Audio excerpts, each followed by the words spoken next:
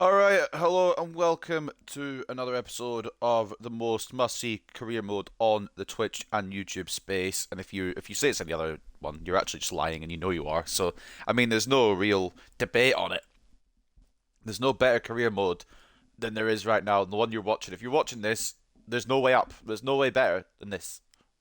It's only look. No, I'm joking. In all seriousness, welcome back to another episode of the Hartlepool United Youth Academy Road to Glory career mode. We are here today to play 5 more games for you to get into January, and we'll finally make some signings. I know exactly my first signing out of the gate. I know exactly who I'm going for immediately, first and foremost, and it's a man who plays for our rivals. We've got a few, obviously, like players listed here. Jean-Paul Sarr and Aiden Sutherland were just monitoring their progress, but Jean-Paul Sarr is doing all right at Nottingham Forest, but we couldn't get him back if we wanted to because the player's too important to the club, which is fine. There's a couple of maybes here. And I think the one I've decided on, as we continue to scroll down here, there's some good players here, some smart players here that we could sign. I'm thinking we need strength in midfield. And I was thinking of getting Fran Marino, but the problem is he's at Borussia Dortmund and he's unwilling to relocate.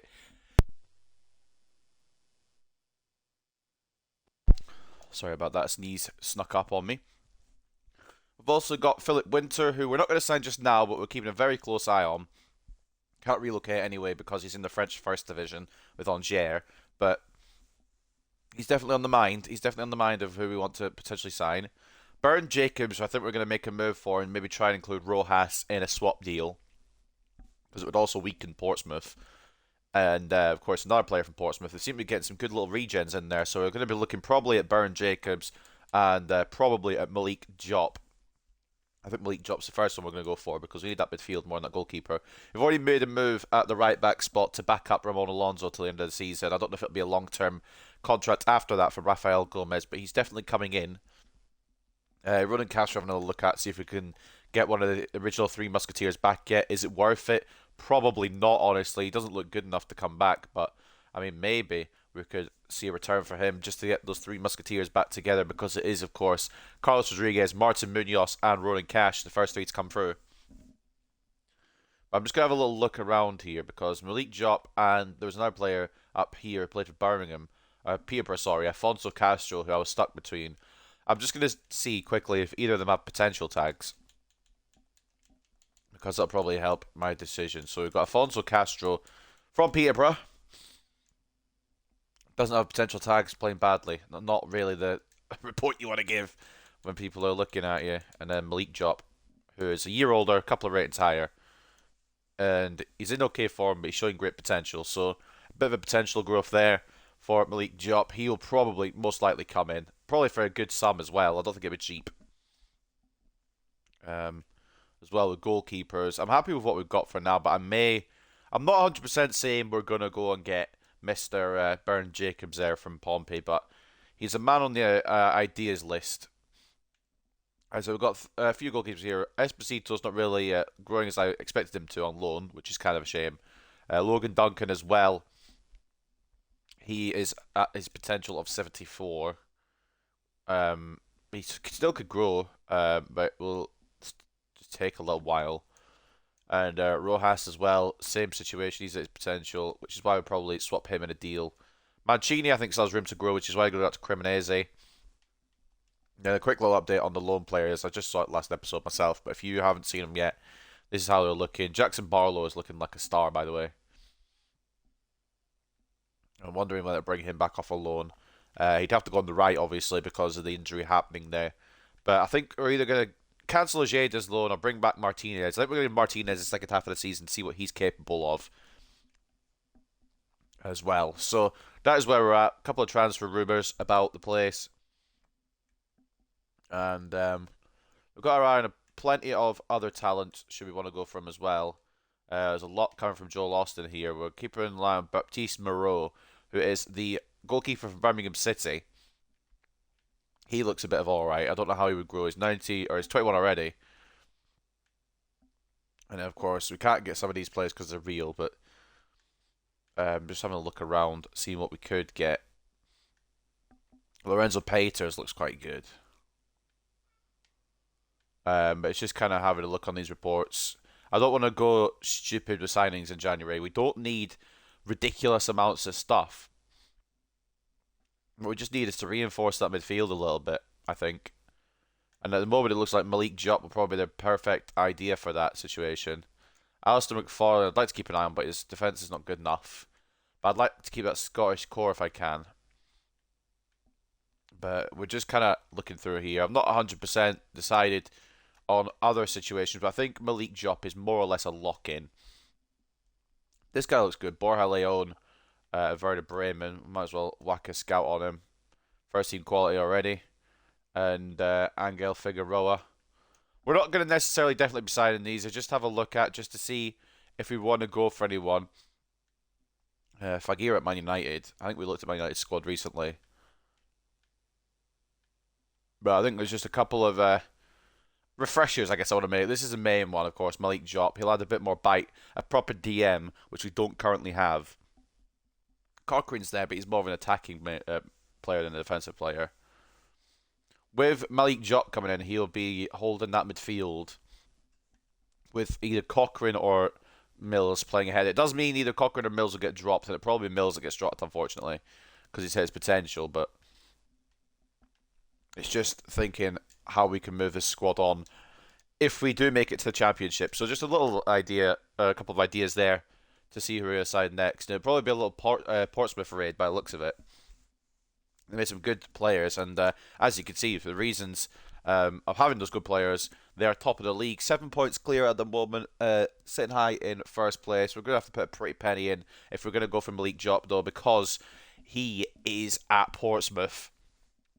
So it will be a big deal we have to make there with them. Birmingham City currently in second in that second automatic promotion spot. Hartlepool, MK Dons, Rotherham United, and Stoke currently hold the playoffs. And as we continue to read down, this is how the rest of the league is looking. What's up, Vamps? Welcome, mate. And the relegation zone at the moment is Charlton Athletic, Walsall, Rochdale, and Tranmere, who I hope for Tranmere's sake, because they've been playing. I mean, Tranmere have been struggling a little bit this year, and there's one very key reason as to why they've been struggling this year. But I reckon if they can focus up in the areas they need, because they do not have a goalkeeper. I reckon if they sign a goalkeeper this window, they might be alright. If they somehow don't sign a goalkeeper in this January transfer window, I will cry with laughter, genuinely. Right, so the itinerary today. We're kicking off today away at Oxford on New Year's Day before we move into January. This is the schedule after as well. Mansfield away in the league before we face them 3 days later in the FA Cup. That's not the FA Cup, that's the other one. Papa John's Trophy. Because we've got Millwall 4 days after that in the FA Cup at the Den. And then we finish off against Stoke back at Victoria Park. So a difficult episode. And then it doesn't get any easier after that, because Northampton, who are sniffing our tails as well for playoffs, Portsmouth, who are top of the league, will be going to Fratton Park next episode. It's going to be a difficult run of games. How's it going? I'm not work today, so got here on time. No worries, mate. I'm doing alright. I feel a bit headachy, but I'll be alright. I've had some paracetamol, so hopefully it'll pass. So looking at the news, and before we head into the first game, Mills scores in Hartlepool's draw against MK Dons. Mills' goal helped his team to a 2-2 draw against Milton Keynes Dons. And team of the year, midfielder shortlist, will be between Schlager for Villarreal, De Jong for Barcelona, Szoboszlai for Leipzig, and Pellegrini for Liverpool. Which is an interesting load of players there in that one. Ochoa impresses again. I don't know if he did that good, but he is improving, which is what I like to see from him, because he's one of the best players in his team and he's just been underwhelming this season so far. I'm hoping that can improve. Ochoa is one player very happy with his excellent run of form at the moment. I'm playing really well right now and really enjoying my football at Hartlepool. He told the assembled media after the game against MK Dons. It certainly seems the left winger will be on the team sheet for the foreseeable future if he can keep turning in this level of performance. In the team of the week, we didn't get anybody, unfortunately, involved in that situation. It's the way it goes sometimes. And Oxford United looked to improve against Hartlepool. It's all too easy for Hartlepool United last time the teams met, as they cantered to a 3-1 victory against Oxford United. We'll be looking for a better performance this time around. Well, I hate to say it, probably not, because I do want to win. I've got a sore throat myself, barely got my voice at the moment. Hopefully that headache clears for you. I'm hoping so too. I've taken some paracetamol and I'm just hoping it wears off. Yeah, Martin Munoz to start for another 6 months, which is a pain. And FA Cup review as well. Swindon Town versus Hartlepool. Hartlepool have enjoyed success in the latest round of this year's Emirates FA Cup. It's always tense, even though the eventual winners always look to be the stronger of the two teams. Hartlepool eventually managed to win for a 4-1 against a visibly distraught Swindon Town, who I'd hoped this year would be their year at long last. I mean, realistically, Swindon weren't going to win the FA Cup, were they? But it wasn't easy in the FA Cup. They took us to a replay, to be fair. At Victoria Park, it was a goalless draw, if I can find it. But on the away leg at Swindon Stadium, 4-1 win, which means we'll now face Millwall. I would have liked a big name in one of these rounds here, because I don't know if I'll get past Millwall. Hopefully we can, and we could get somebody big in the fourth round, but I don't know how that's going to happen. Because there's some big names that are going against each other. You got Newcastle and Spurs, and then even worse, you got Man United and Liverpool going against each other. So I'm hoping we can find a big name. I'm really hoping we can get past Millwall and get a Premier League side just to test ourselves, because I know we'd lose. But just to test ourselves, really. Alright, without any further ado, in fact, actually with some further ado, I just want to check how Franicho is actually doing. In terms of stats, because he has been a bit underwhelming this year. 2-2 in 22 appearances. He's been creative. There's nothing stopping his creation. It's just the actual contributions hasn't been enough yet. And Palacios, who plays less games and is the backup, has done more. So it's just to keep an eye on who we're going to use there. Arsenal to be your next opponent in the next round. I wouldn't mind that. We'd probably get battered, but I just want to test myself against the Premier League sides. And I'm pretty sure I checked where Millwall were, but I've forgotten where they were. In the Championship they are. Where were Millwall? Because they weren't near the top. They're in 22nd. They're in the relegation zone. So they're in a relegation scrap in the Championship. We could end up swapping divisions with Millwall. This is actually winnable. More winnable than I thought. Alright, so up first then. Oxford United versus Hartlepool United. A win here may put us back into an automatic spot, but there's some tiredness within the team. Ronnie Hansen could come in, and I think that's maybe about it. Alonso needs to swap for Nkosi. We're getting our new right back in after this game, so we won't need to switch Nkosi to a right back for a panic right back situation at the moment. Cochrane. Oh my god, scrolling in this game is going to give me a hernia. Where is Nkosi? There he is. Two Nkosis on the pitch at the same time. It's confusing, but they're both very good players, so I can't really leave them out. And we're going to start with Marius Thomas as well. Roberts off the left. We'll start with Palacios because he's impressed me more than Ochoa recently, but Ochoa will get his time, and then we'll go with... Who do we go with? I know he's injured. I'm trying to get him out of the... Right, okay. We'll go with Howell. We'll start with Howell today, and Rodriguez up top. So that will be the team for the first game today. I kind of want to get Arango involved as well, so we'll probably have Arango on the bench instead of Cochrane. And that will be how we go against Oxford United. We beat them last time 3-1 at our stadium, but now we're at their ends. It might be a little more difficult, although they've got some tired faces in there. So maybe it'll be easier, I don't know. We've got Duncan in goal, Moffat and Nkosi as the full-backs, Galloway and Hansen as the centre-backs, the other Nkosi in centre-mid alongside Marius Thomas, left wing Palacios, right wing Roberts, and then up front we've got Howell and the captain, Carlos Rodriguez. Let's take a look at what goal news is on. Birmingham we want to keep an eye on, and Portsmouth. It really is just Birmingham and Portsmouth, but I might as well keep all those goal news on just to see how they do. So, final game of 2025, and the final game before we go to January. It's Oxford United versus Hartlepool. I've never seen Millwall get promoted or relegated ever. They just sit in the Championship every season for my saves. I've had on a couple of occasions where they're relegated, but I've never seen them promoted. Carlos Rodriguez ready to go. Top goal scorer this season, 15 goals so far in 25 appearances, I believe it is. So he's popping off, putting enough of an effort in to try and get us promoted, but it's just a bit more defending required, and the goalkeeper's working properly, which you don't always do, so could be interesting.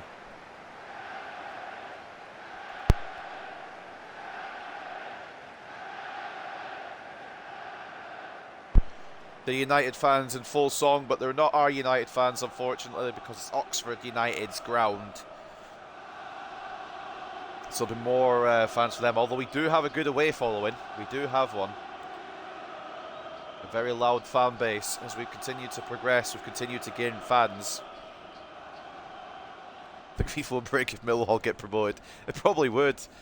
Going into a Millwall-West Ham game, we'd be able to contain all the fighting.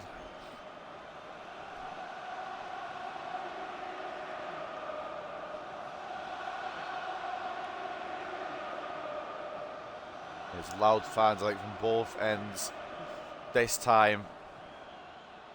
Oxford needing this win to try and get back into a playoff race. We need this win to try and get back into an auto spot. Hopefully Birmingham will drop points at the end of the year. And hopefully Portsmouth can take their foot off the gas a little bit as well, and we can maybe try and sneak back in to a league title area kind of thing. Millwall versus West Ham, the English version of Celtic versus Rangers. You're not wrong. It'd probably be worse. Actually, no, it can't be worse. It can't be worse than Celtic versus Rangers. Right, I think we're kicking off here at the Kassam Stadium. Would like a win, but I don't know what we're going to get. It's the first game of the day. And we beat these guys last time around, but that was our stadium. Oh, Moffat, come on, lad. Just started. Don't fuck me over just yet. Okay, that's not good. I'll commit Hansen like an idiot. It could be Oxford to get his first chance. He's just playing it around quite nicely, to be fair. Chipping it across. And it's going to be Alonso.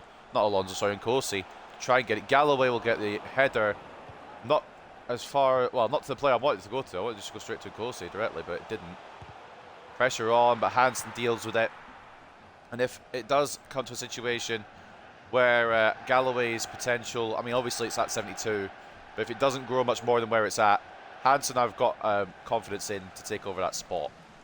We conceded. We scored the most goals in the league. I think we nearly conceded the most as well. The only reason we haven't conceded the most is Tranmere, who don't have an actual goalkeeper, so it makes sense that they conceded the most. Per pass there. You're predicting a 2-1 win. I'm hoping so. I'm hoping so.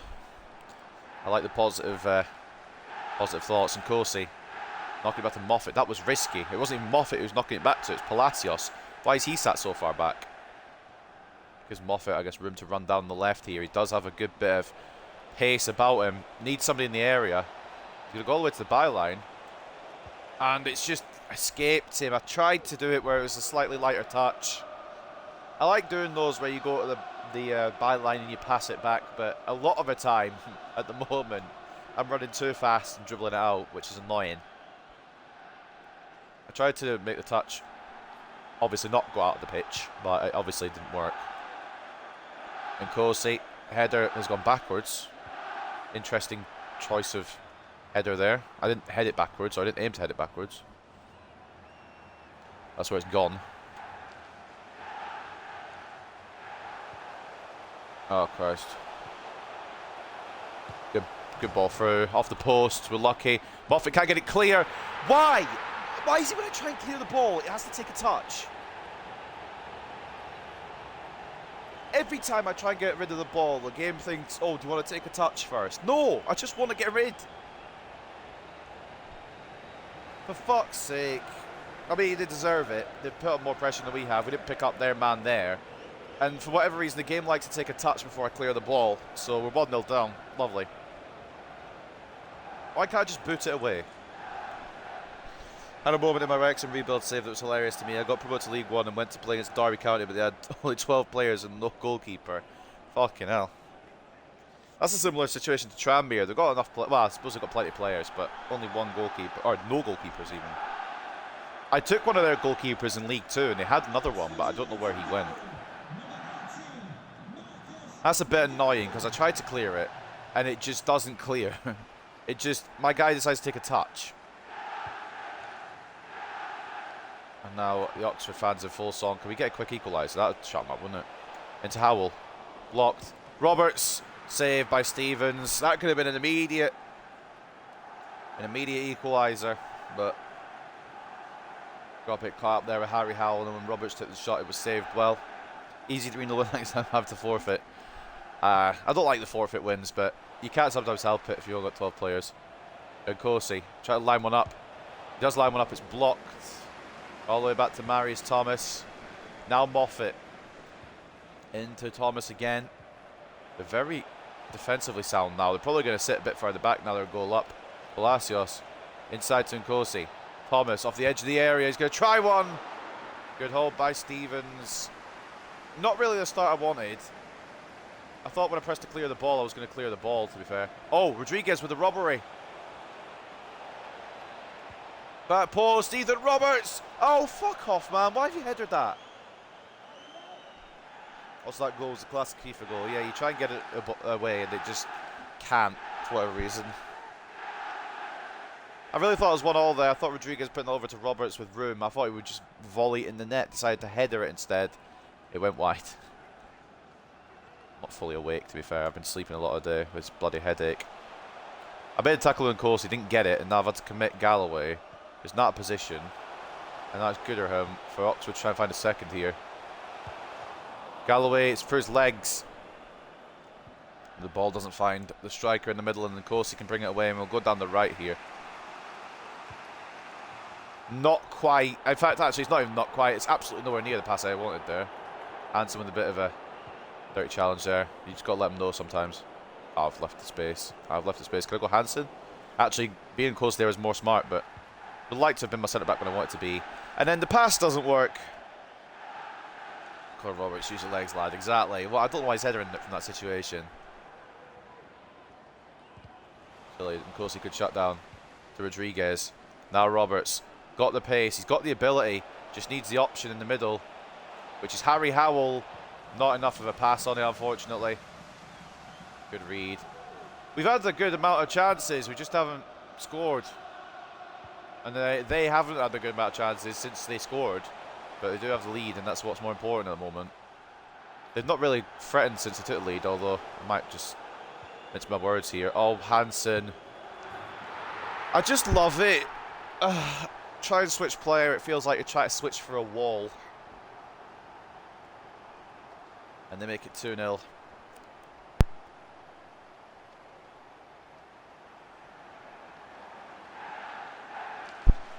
Good game for neutrals. True. I know what Hansen was doing, but I needed him across in his actual position to stop that from happening. And him and Galloway both went for it, which isn't smart. Well, I mean, it might be an L here to open a stream. This is why we need these new signings, just to reinforce a little bit. Getting a DM in, like a proper DM. I know Nkosi's there, but like he's not a proper defensive mid either. We don't really have an out-and-out DM. Bringing that man in from Portsmouth would help the situation. 2 players scoring their first goals of the season today. Have you ever seen anything more FIFA? Anderson with a good tackle on Palacios, and we'll get the corner. Here's the goal again. I mean, Duncan could be doing a bit better, I think, but I should be having a defender across there. What's up, Johnny? Welcome, mate. I'm doing alright. Got a bit of a headache, but I've taken paracetamol, so it should be fine. Galloway! Oh, man. Roberts and Corsi. If I find any room here to do anything, they're just pressing me. I'm getting no movement from my players. And now they could counter on us again. It's been a bad start so far. Moffat, good read though. Inside to Palacios. Can he get out one more? To Harry Howell. Good save again, man. Always prefer CDM that's above 6'1". I'm the opposite. I don't want my CDMs too tall, because they won't be as like agile, I suppose. But also, I guess it's good to have them tall in case you want to move to a centre back later on. Hansen! Straight the goalkeeper. It's not like we've not threatened either. We've just been unlucky.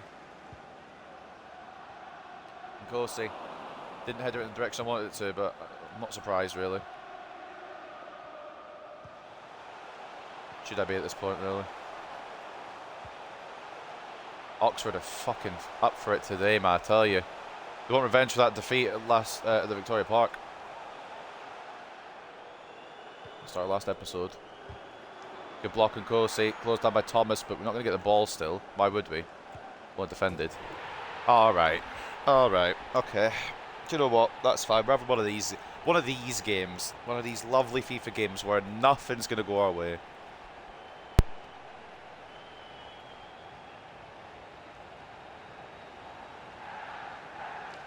I didn't want any help anyway. Thank you, FIFA. Caicedo from Brighton's a really good CDM. He is. He's solid. Probably going to make the move to Chelsea as well, which I hate because I hate Chelsea, but he is very good. He's the same as Kante. Well, Kante a few seasons ago. Fair enough. I just like him a little bit smaller, more agile rather than taller, but I suppose it works either way. I don't know how we're 3-0 down, by the way. I'm in, like, a bit of disbelief. I mean, the defending hasn't been great. I'll grab myself, the defending has been bad. But we've made enough chances to be in this game, and somehow we're 3-0 down. That's been an off game, honestly. Rodriguez. I've pressed B to shoot. I don't know what more this game wants from me. I've pressed B to shoot. It's just decided we're not going to do that. Well, that's that for the first half. I can't believe we're 3-0 down. FIFA is the reason you're 3-0 down. Yeah, I mean, true. This kid who hasn't scored all season going bags twice today. Alright. And then obviously McGuinn getting his first goal this season as well. Two of them are easily preventable. If I could just clear the ball when I press to clear the ball, then we won't have an issue, but it wouldn't let me. And the problem is as well, Portsmouth are also losing, so this could have been the chance to close the gap. But it's not going to happen today, I don't think now. Derby drawing 1-1 with Charlton Athletic, 1-0 to Cheltenham over Portsmouth. 1-1 between Stoke and Lincoln. 2-0 to MK Dons over Wickham. 1-0 to Burton Albion over Tranmere Rovers. 1-0 to Rotherham United over Cambridge. 1-0 to Birmingham as well, so they're going to maybe escape us a little bit as well now. Shrewsbury losing on that game. 1-0 to Mansfield Town over Bristol Rovers. 1-0 to Northampton over Sheffield Wednesday. 0-0 between Accrington and Walsall. 1-0 to Peterborough over Rochdale as well. And at Kassam Stadium, somehow we're 3-0 down. Now, someone's going to have to riddle me this, because we've had about the same amount of chances, and yet we got more expected goals, but we're 3-0 down. So someone's going to have to figure that one out for me. 53 to 47 in terms of possession. 7 shots each. We've had more accuracy. Hold on. Have they had 3 shots on target and they've all gone in? Alright, cool. You know what, cool. 2.7 expected goals to 1.7 in favour of us. Comeback time is now. Make it a draw. I will attempt my best, but it doesn't seem like we're going to get anything today. They've had 3 shots on target, scored them all. I've had some very good opportunities, and the keeper's been equal to them on their side. Okay. It's not like I've lunched across it all there. Header in. Straight to the hands of Duncan. Oh, Donker's on for his hat-trick. And it's the first time he scored today. He scored twice. Thomas. Roberts needs to be unlocked a bit more, I think, the second half. Didn't really use him as much as we could have in the first. Rodriguez. There we go. Instant response. We're tripping over the goalkeeper. But you can always rely on that man for a goal. He's always available for banging in the goals. Number 16 this season for Carlos Rodriguez. It all comes from Ethan Roberts being Ethan Roberts. The Roberts byline run, making that perfectly, just knocking it to Rodriguez. All he had to do was arrow that away from the goalkeeper, and he's done it to perfection. And there's a reason that he's a captain. There's a reason that he's a person we're building this team around. Most kids playing FIFA would probably restart the match. They probably would. I probably would have done a few years ago as well, but if I'm streaming, I can't really restart it. That's cheating. And also, I feel like it's not fair if I restart it. Even if I have been, like, the better side and not getting a reward for it till just now. Oh, Christ. Good ball in. We're not even watching it either. But it's a long shot that Duncan can hold on to. Hansen and Kosi out to Moffat. I'm thinking we bring on Fran Ochoa, you know. Nothing against Palacios, but Ochoa has that little burst of pace. A bit more ability in these situations. Rodriguez into... Well, I mean, it was meant to be in Kosi into Rodriguez there, but the game decided to lock it onto my number 9 instead. And then the pass didn't work to Nkosi, which is a problem, but it's fine. Why am I not surprised?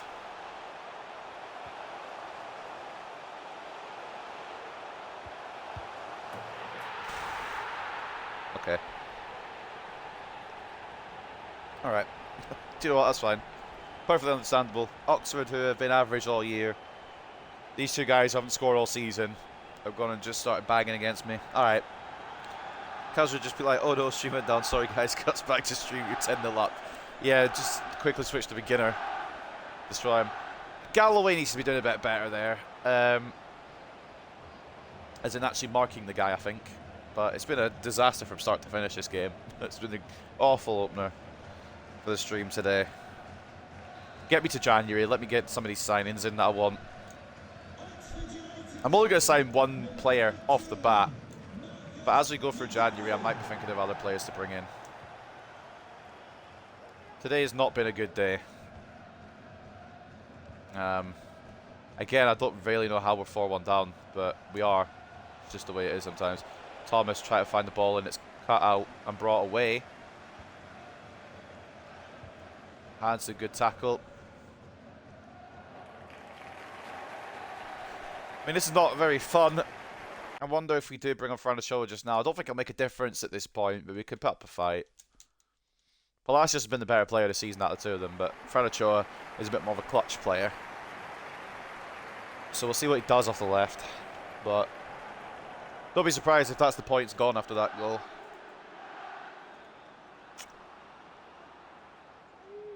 Sorry, you're going to be drinking water. I'm trying not to be dehydrated because it's bloody headache.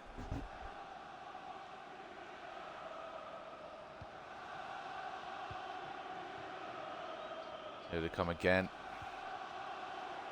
No, committing centre-back's like an idiot, but at the same time, they're not even staying in the right position anyway. Another long shot testing Duncan, who holds on to it. He's not had a great day today. Up close, he's been poor, but obviously from long ranges, he's not had an issue. I think we might have Rojas rotating next game. Thomas, Rodriguez. It's going to be Harry Howell that runs onto it and gets caught. It was a very good tackle, to be honest. And can't win the resulting header because he's 5'6", so it's an issue in the height department. Thomas gets the tackle in, and of course we're not going to win the ball from it. We're not going to win every game, and I understand that, but it's some of these games where they have every shot on target go in that does my head in a little bit. Because that doesn't happen in every fucking game in real life. Well, I mean, sometimes it does actually, it's not true. But when one team, like it was Man City and Luton or something, or Man City and fucking Leeds or something, not every shot would go in for Man City probably. But in real life, like it's only when like one team is dominant over the other really that would happen. Oxford haven't been dominant over us at all this season, and they're just scoring everything. Well, I'm Moffat staying so central. He's been a bit off colour today, and I usually expect the best from him. Nice save from Duncan there. Still trying to get more here, Oxford. You've got to respect it. They know they've got the 3 points. Just try to push it a bit more. Can I just make a pass? Please. I'm begging you. Either I can make a pass or I can change player. I just want one of those options available to me. Good job by Moffat. That's what he usually does, but today it's just been a bit off colour. You just know where I'm going, do you? Of course. Got sat-nav on. Moffat makes a tackle. It'll be fun because we'll see Man City versus Luton this season. I honestly think Luton will hold them to a draw. Be quite funny. I don't even want to bring a Rangel. I'll bring a Blanchard. More proven. I don't think it'll matter at this point, but get another goal or two to make it look respectable. Johnson coming up for Gooderham. This is not what I expected. First game of this stream, to be honest. There's always going to be these games where the opponents get every shot on target, go in the back of the net, and the goalkeeper just can't save anything sometimes. There's always going to be those kind of games. I've come to the acceptance of this. There's no point in getting angry at it because it's a common occurrence. Especially on FIFA 23. Agreed by Galloway, who he has not been great today, but usually expect the best from him as well. Franachoa gliding down the wing here. Needs somebody in support. Does he? He did. Blanchard. There we go. Right. Bit of luck is what we needed. There's still time for something special here. Blanchard gets another one back. I was going to play it off the Blanchard, but I didn't, obviously. He was still quite a bit far back for my liking, so we just took on with Ochoa. Rebounded back to Blanchard. Keeper. Honestly, the keeper should be saving that.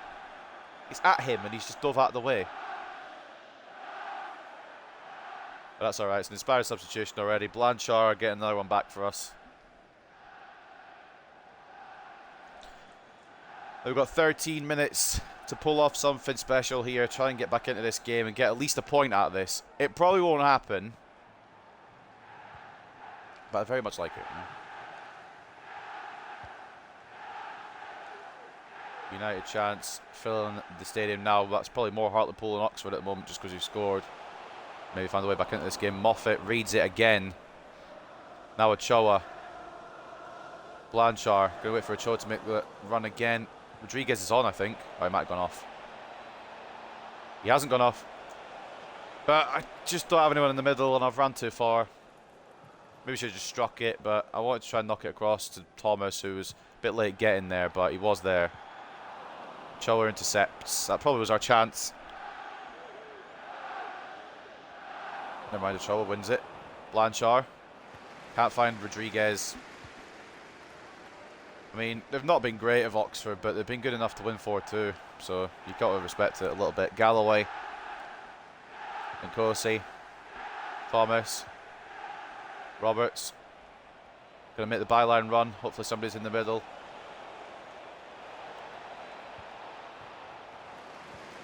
Couldn't quite get it to Rodriguez. I also thought I dribbled it out there. Lucky to keep it in, but then the pass didn't work either.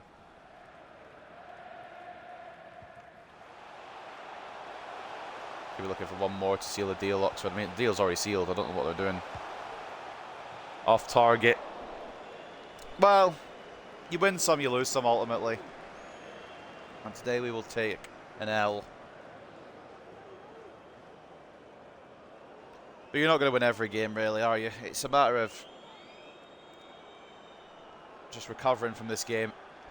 Oh, Donker's had 8 shots today. I was going to make it look like Oxford really fought for this win and deserved it by the end of this, the end of the game. But you saw in the first half stats, it was 3-0. They had 1.7 expected goals. I had 2.7 expected goals. So it's kind of, it's going to make it look like, oh, Oxford did well, deserved it, but it's not the case at all. Marius Thomas off target. Good ball through as well, but it's just the wrong side of the post.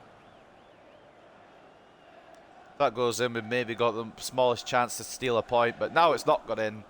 Points are gone. 4-2 loss to open today's stream against a team that I was hoping we'd beat and we'd get back involved with the promotion race. We're still in the promotion race, very much so, but like in second place after this game. But it looks as if Birmingham are going to win, we're going to lose. So that is not going to be a reality. The end of 2025 is not going to be a good one for us. I'll imagine give him one more goal for the fuck of it. Nope, straight at Duncan. But it is a 4-2 loss. Fair play to Oxford. Didn't do great, but they did put the ball in the back of the net when they had the chances. And that's kind of what made a difference. Duncan didn't really cover himself in too much glory today. Did alright, but not what I expect of him. Birmingham winning is just wrong in every way. It's awful. But they are in the promotion race, whether I like it or not. And I don't like it, for the record. Unfortunately, is the case.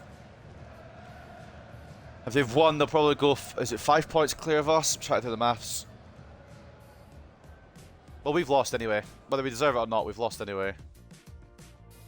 See, it's going to make it look like Oxford deserved it now. But, I mean, we know the story. 3-0 up at half-time. They had 1.7 expected goals. We had 2.7 expected goals. 52-48 in terms of possession, 14 shots to 11, and 4.1 expected goals to 3.8 in favour of Oxford. It shouldn't have been a 4-2 win, but we move, ultimately. What's up, Pirate Jolan? Welcome, mate. Just missed the first game where we got screwed over a little bit. Man of the match for us was Rodriguez. Who else? He gets an 8.5 with his goal today to try and add to some kind of comeback attempt. Douglas Moffat was 7.7. Even on a bad day, he's still the second best player on the team, which is mad. Akile Blanchard with a goal off the bench as well, and 7.6. And the assist today coming from Ethan Roberts and a 7.2. Logan Duncan only getting a 6.6. 4 shots saved, 4 shots not saved out of the 8 on target. So not a great performance from him. Not a great performance from a lot of people. Man of the match goes to Marcus McGuane with the 2 goals on the assist and a 9.1 rating. First 2 goals of the season, of course. Gatlin O'Donker, only 63 rated, but he grabs his first 2 goals as well today. Got the chance against us and he took it with both hands, so fair play to him. Gooderham with an assist and a 7.6. Stevens in goal, put up a good performance. Did concede 2 from us, but 7 shots on his goal and 5 saves. Not too shabby, to be fair. With Martin and Smythe getting the assists 7.0 and 6.9 respectively. It's a bit of a ball ache to lose that match to end 2025, but what can you do? Portsmouth lost as well. Birmingham won. I think Birmingham were within a couple of points of Portsmouth now, but we needed to win that. If we win that, we'll catch up with Portsmouth. The gap remains at 7 points, however. I don't know what the gap between us and Birmingham is though. 5, I think. It's the first time we've lost since the Portsmouth game we played in November. So it's a bit painful. Wasn't the way for it to end. I'm not going to go negative though. But it couldn't last forever.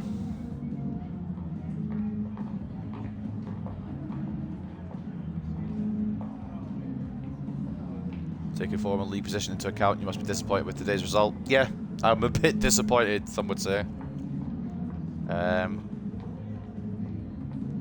We couldn't get a lot of the ball. I don't want to say our defending wasn't good enough because our defending was solid.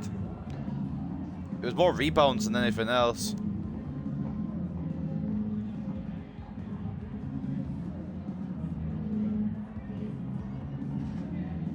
Couldn't handle the pressure, I suppose.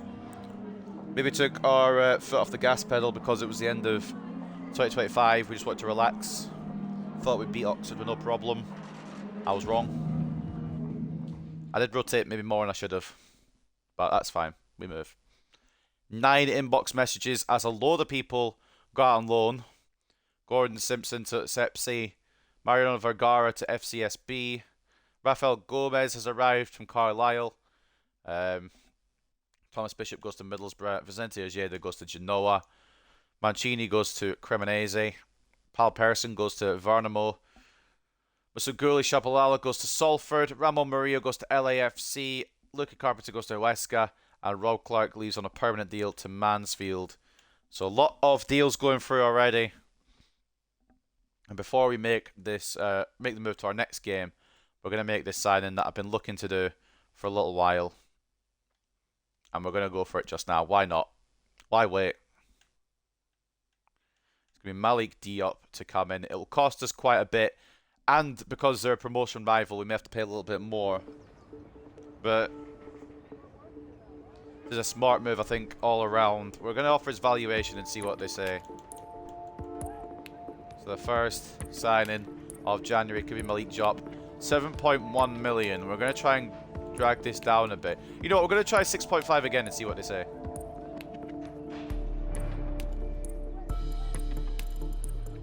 Okay. I've pulled off a fucking madness there.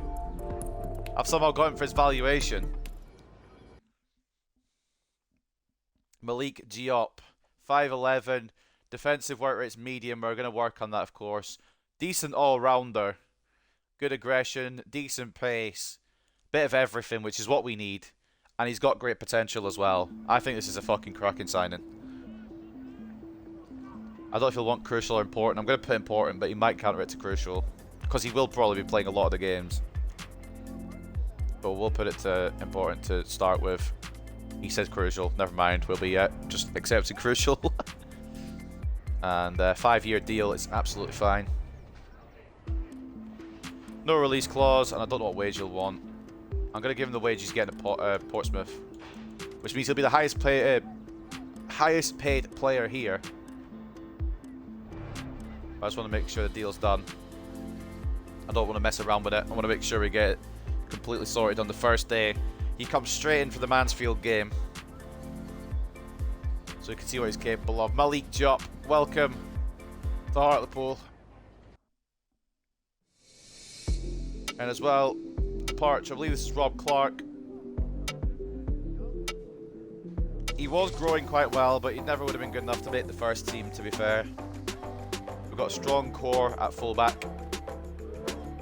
This might not even be Rob Clark. There's a lot of players who went out on loan. But Malik Diop has entered the club. A 6.5 million deal, which I believe is fantastic to get him for his valuation. A B rating, we could have maybe gone for a little lower, but I'm just happy to get him in. 74 rated, he's already ready to go. And he's got time on his side as well. I don't know why it thinks that's our 11, but that's okay. Oh, because that's my other 11, my backup 11. Could have had him for 5.4. I think that's probably robbing the bank a little bit. I'll take him for the valuation. Otherwise being compared to Ramon Alonso at right back when he's a CDM, but we move. So that's Malik Diop in. We might push him forward to centre mid because that's where we'll be playing. Let's have an in-depth look at our new boy, Malik Diop here. Highest paid player in the league now, or in the team. Decent speed, could work a bit more in defending. I think we're going to get his defensive work rates up and his physicality up as well. His defensive midfield does his speed too. And after that, we'll maybe work on a bit more of the passing stats. But that's a fantastic sign in my opinion.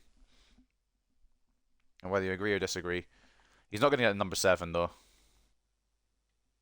We're going to give him a number 15. I don't know why, honestly. There's not really many other numbers available. And then, of course, we've got Rafael Gomez coming in from Carlisle as well. His defensive work rates are high enough as it is. We'll put him on an inverted wing-back plan, get his pace up even further, get his weak foot up. Wide back would mean he'd grow in rating quicker and he'd get more his defensive stats up. In fact, we'll go that because that would work better. And his speed's alright anyway. But the reason he's coming in is because Ollie McGregor is injured for the next 4 months. I'm really hoping he doesn't lose his potential tag. Because this man is a man that I'd like to see succeed. And at the moment he can't because he's got a broken tibia. And then Ramon Alonso as well, of course. He is a solid right back. But we're going to give Diop and Gomez their debuts today against Mansfield. And I believe this is a rival of Rafael Gomez. Which is fine, we'll see this out.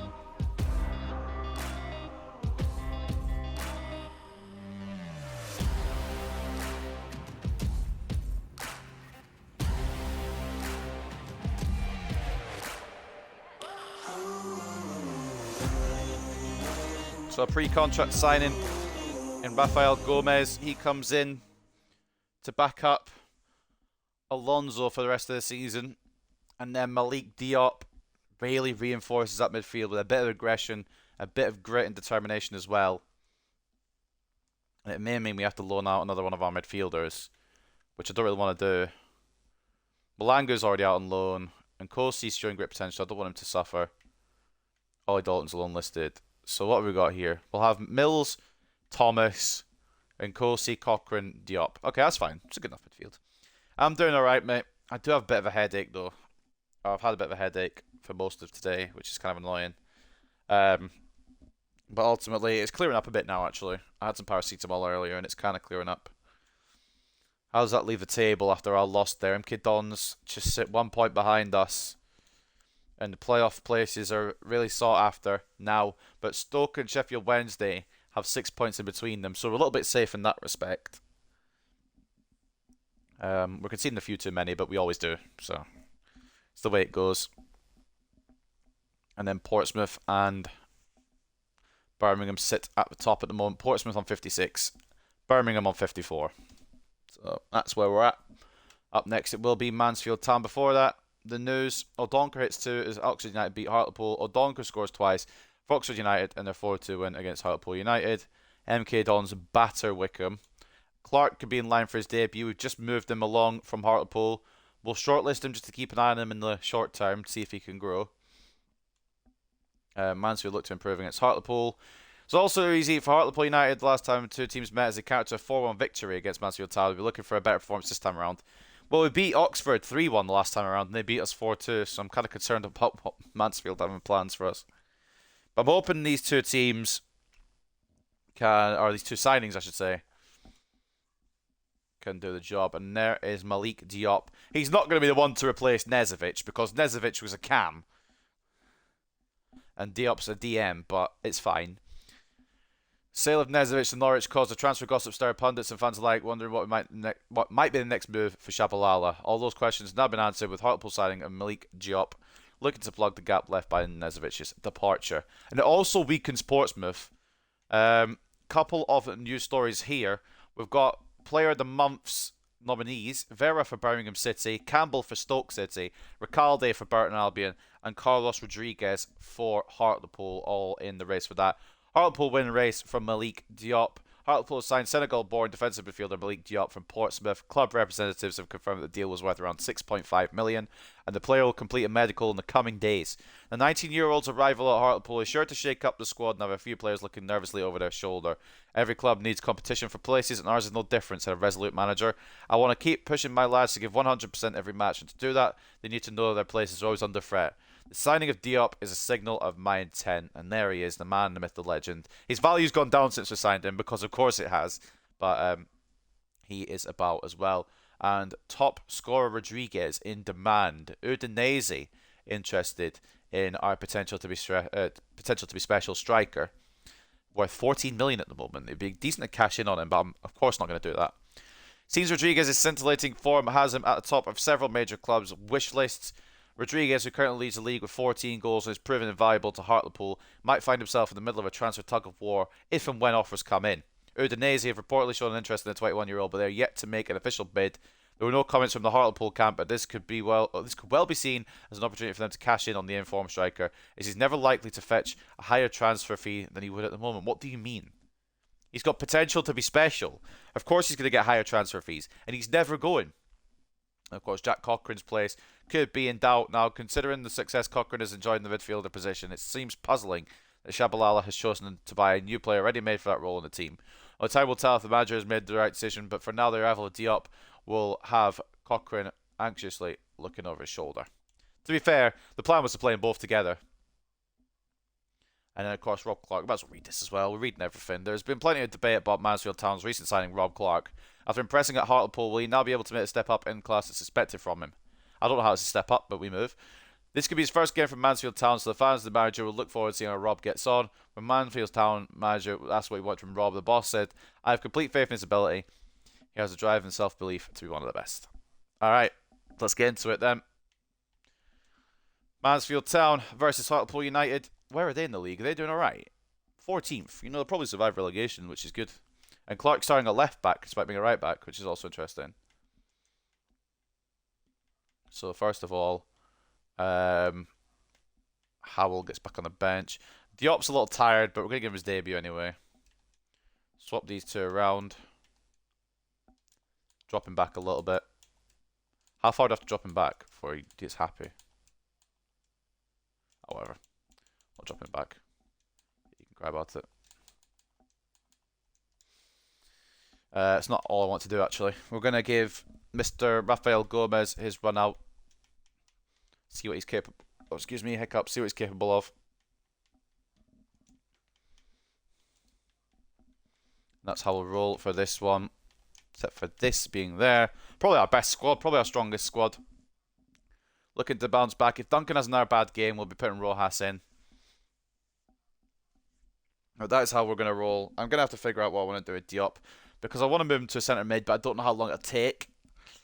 So we'll take a look at that after. But we're going to give him his debut, see what he's about, see what he can do for this team. Duncan in goal, Moffat and Gomez as the full-backs, Galloway and Contreras as the centre-backs, Malik Diop making his debut at CDM, as well as Rafael Gomez making his debut at right-back. Cochrane centre mid, Roberts, right wing. Ochoa left wing, with Blanchard Rodriguez leading the line. It's pretty much our strongest lineup. And we want to get a win to bounce back after that loss.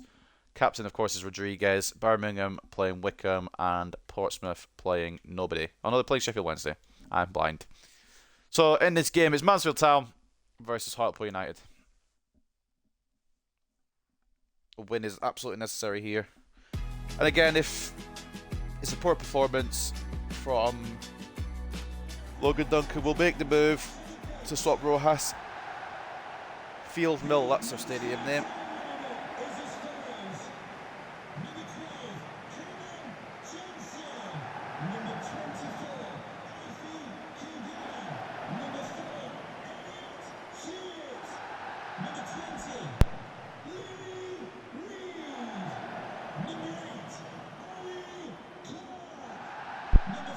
Bloody sneezes, man.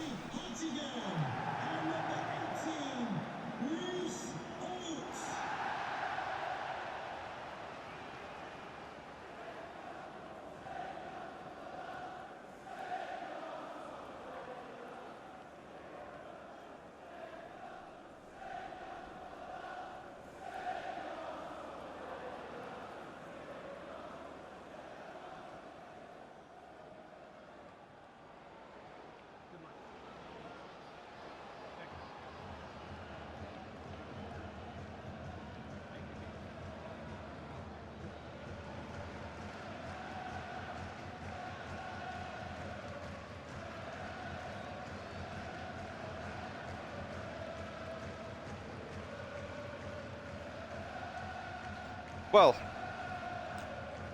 I didn't want to be in a position where we were coming off a loss, but it's the first game of the year. Thank you. Enjoy the game.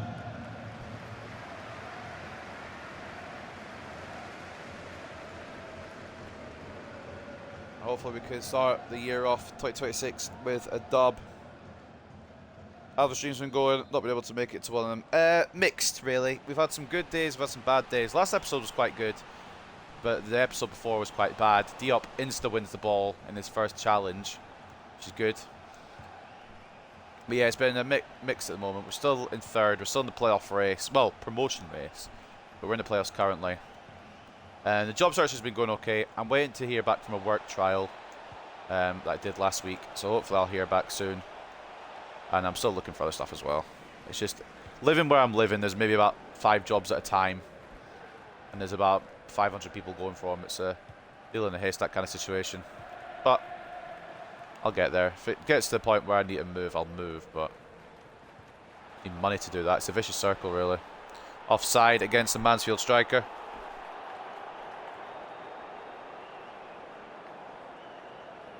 Just about. Not by much at all.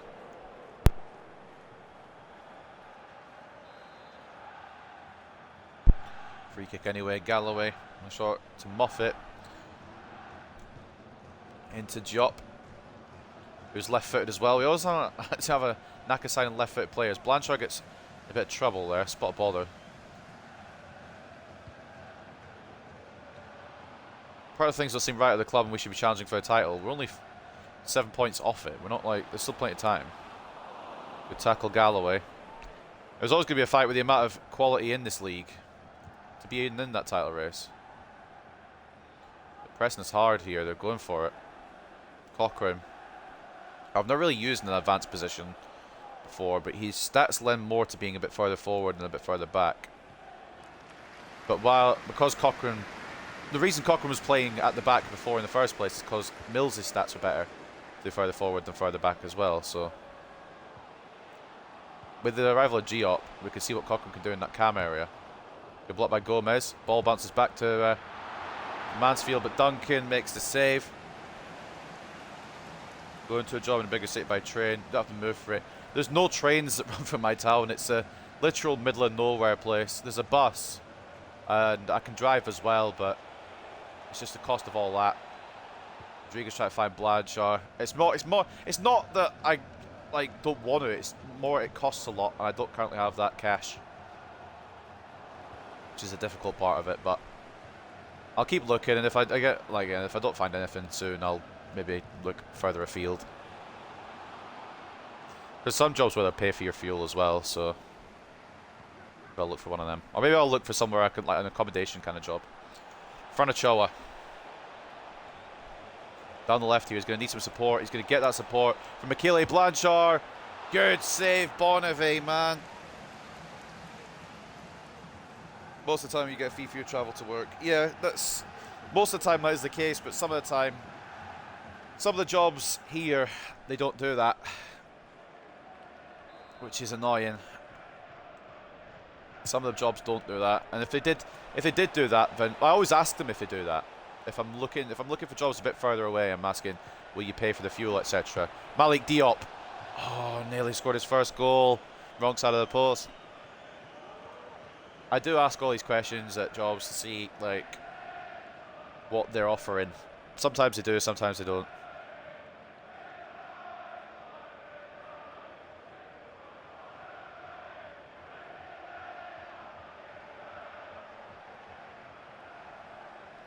Nearly a first goal, though, from Malik Diop. That would have been a good start to announce your arrival at the club. Blanchard to Ochoa. We'll probably sub him off around the hour mark, although we have got cup games next, and he probably wouldn't star in them anyway. We've got Mansfield in 3 days' time again in the Papa John's, followed by Millwall in the FA Cup, which he probably would star in, because Millwall are going to be a tough task. Tough test, I guess. Ah, bollocks. Taylor down from range. Don't know why he took it from range. Still no 3 average viewers because today there are 4. I haven't checked, genuinely. I might be able to.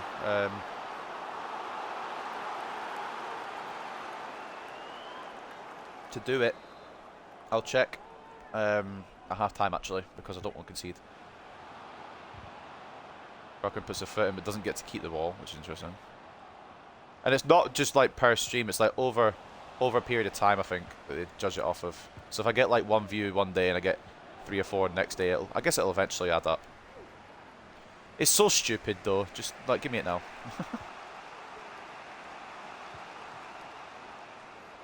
Roberts has got the room here now. He's got the pace as well. He's got Blanchard in the middle. We can pick him out. It's good defending. It was the only option I could really go for. It's quite easy to read, but still a good interception anyway.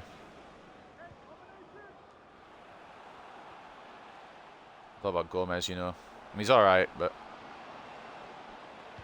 doesn't feel 80 pace, if that makes sense.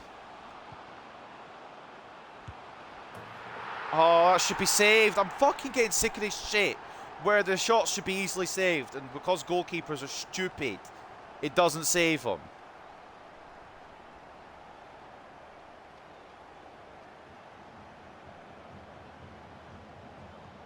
I've still only got 1.6. Alright.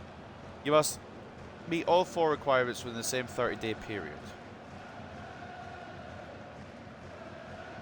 So I've got everything else. It's just the average of 3 viewers. It's at 1.71.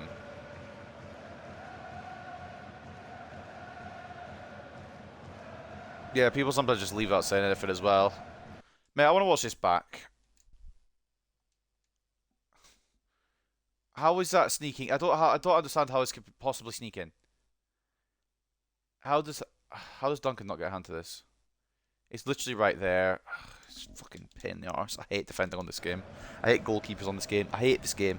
Full stop. I want to see this Hartlepool project through because it's been really fun. Most of the time. We're 1-0 down. Could not tell you why. So I feel like my defence were in a good spot there to stop that. And then my goalkeeper should have reached that. We've got neither of those things happening. Galloway. Good interception. Now Diop. Blanchard. I get to Rodriguez. I believe these cunts play a 5-back as well, which is hard to break down. Can't be bothered. Good save, Duncan. Falls to Gomez, who can bring it away. Good ball out to Roberts. Has a pace, but just can't get past his former teammate. And Rob Clark.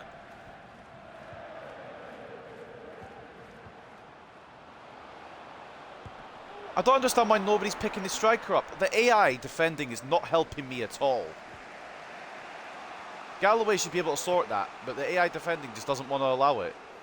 Cochrane into Blanchard. Oh, Cho's offside, I think. He might have stayed on. Oh, he hasn't stayed on. Christ. What do you think about the new EAFC game? What are the changes you're excited about, if there's any? I like the fact that they're going to be adding more leagues to career mode. It makes it more broad. I'll probably still stay in the English leagues anyway if I do a Road to Glory, or maybe I'll go abroad next time. I don't know. But I'm liking that they're adding more leagues. But I don't like a lot. I mean, there's not much that have changed too much just yet. Once they've announced a bit more, I could probably give a better answer. But at the moment, I do like that. I don't know if I'm going to buy it yet, though. Because it really depends on how many other changes they make to career mode. That's all I really play. I don't touch Ultimate Team. I maybe use Pro Clubs every so often when my mates want to play it. Diop gets his shot blocked. Roberts brings it away to Diop. Blanchard, there's just too many defenders. Can you move out of the way? And that's the break. I didn't realise it was half time. 1-0 down.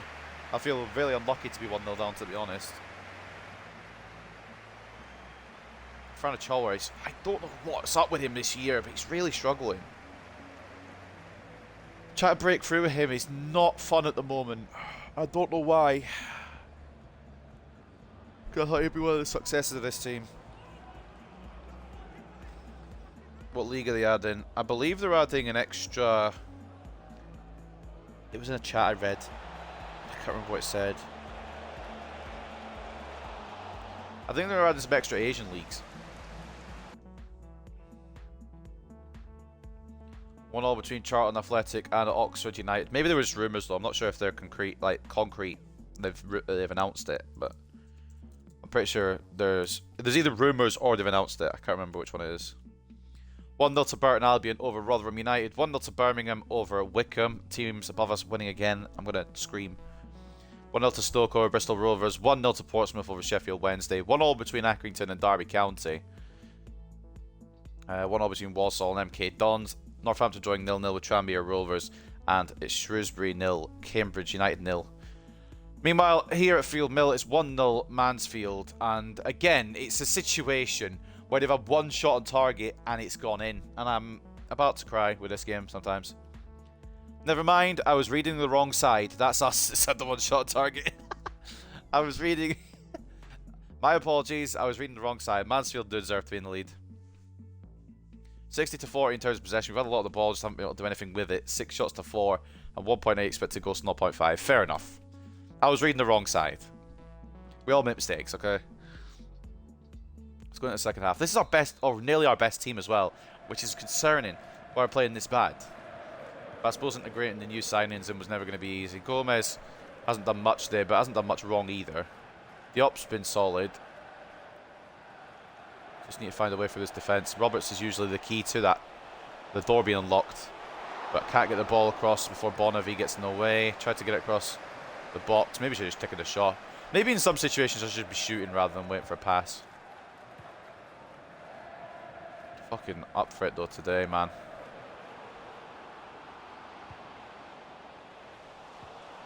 Diop gets it but then loses it. Ball intercepted by Contreras. We'll bring it away, but I'm not happy with this performance from the boys so far. Castellanos has gone to Bournemouth for anyone interested. I think he's moved to Lazio in real life, if I remember correctly. Diop. Cochrane gets fouled. I don't think I've got enough balls to shoot this, to be honest. I'll try and pass it off, I'll probably get tackled when I pass it off, so. So here she goes. Roberts. Diop. Back to Roberts. Down to Moffat. I don't know why he's out here, but he is. Cochrane. Try to get it in one more. It's intercepted. Moffat picks it up though. Roberts. Blanchard, I think, roamed offside.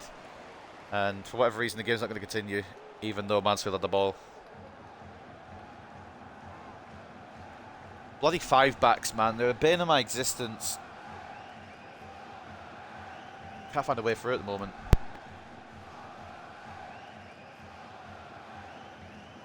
Just mute my mic every so often so I can have a drink of water and it doesn't come through on the mic because it can be quite loud. Jerry should win that. He's 6'6". He does win that. Robertson to Rodriguez. Cochrane. Have you seen all these players, man? How am I expected to break through this? 5-backs are just fucking dumb. Should be outlawed. I'm joking, but kind of not at the same time.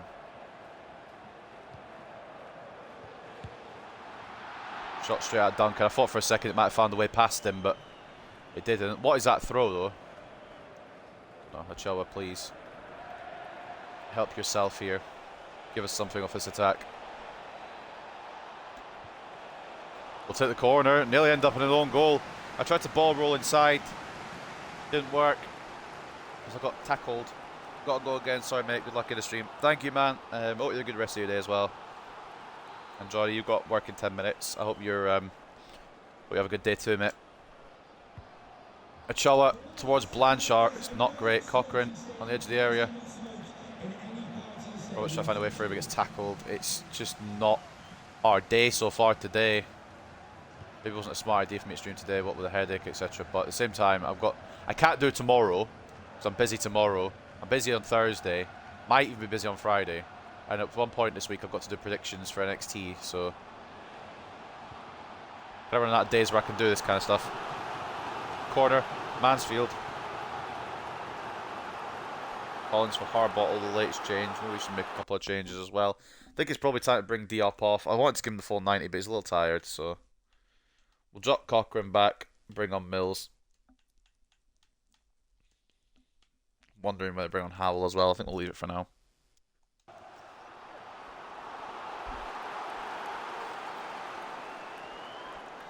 Hopefully we can add just a bit more attack to our team here and try and find a way through. This has been difficult.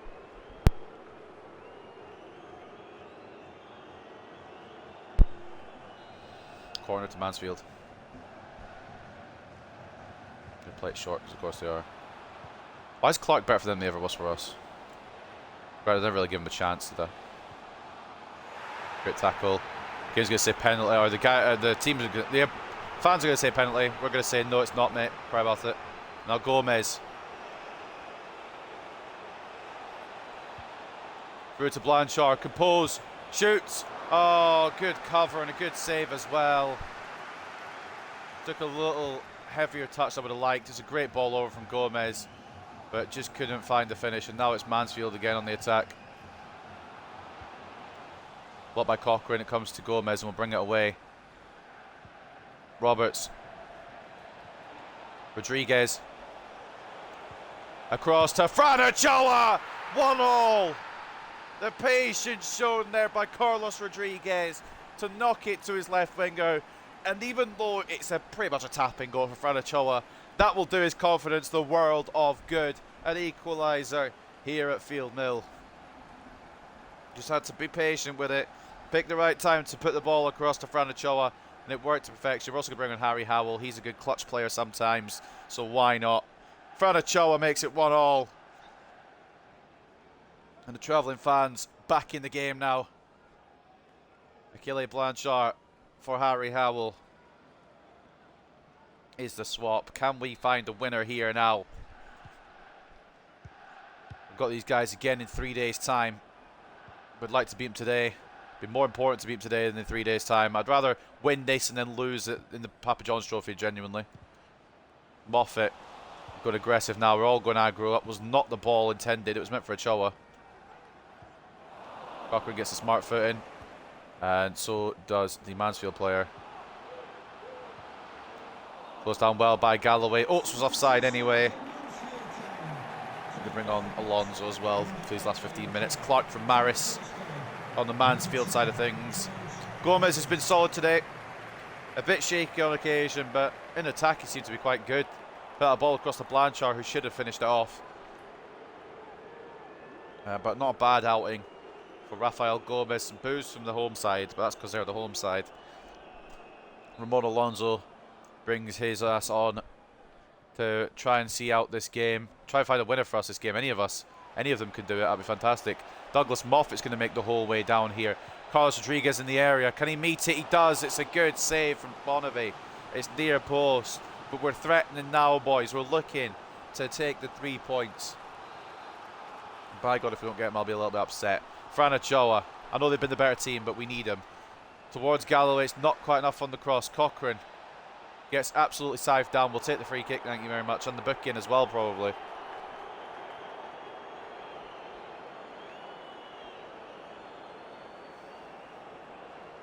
It's a good call from the referee. Reese Oates scything down Cochrane on the edge of the area. It's a good free kick opportunity. Might as well give it a go. Carlos Rodriguez is probably giving the man standing over it. The captain looking to put his team into the lead. Free kick from a decent range. Will it find the back of the net? It's a question on everybody's minds. Will I even shoot it? I might be a bit further than what I anticipated. I will shoot it. Carlos Rodriguez to strike. Blocked by the wall. Corner will take that. Decent effort. It had the power on it and it had the dip as well. Just didn't get high enough on it. If they hadn't jumped there, that dip's probably into the back of the net. It's deflected off number 5. Fran Ochoa. Bit more sauce on this cross. Towards Rodriguez, it's away. Only as far as Contreras. Roberts.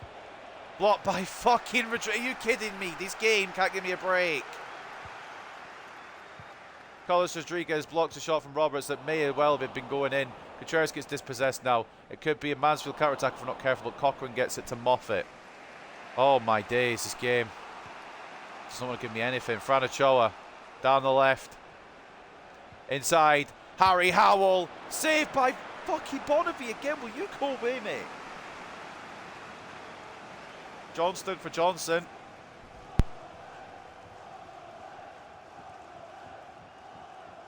Seven minutes to try and find a winner here for either side. Fran Ochoa once again. Towards Rodriguez! Not very good. Bit off target there, I would say. Time left still, but every chance it goes here is less chance for us to win this. More chance of Mansfield to get this dub for themselves. In for Hartigan. Mills intercepts. Ethan Roberts. Into Harry Howell.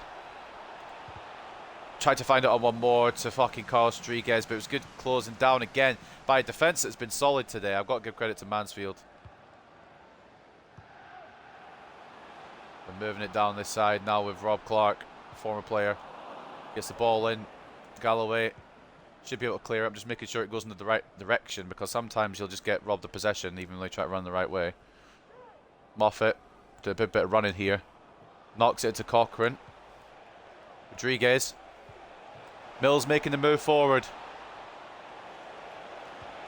Knocking it back. Harry Howell off the bar. You've got to be fucking joking me. Fran Ochoa keeps it alive. There's nobody there. 6 minutes of added time. They still could go either way. How? How have we not won it there, man? Contreras is doing a very silly move there.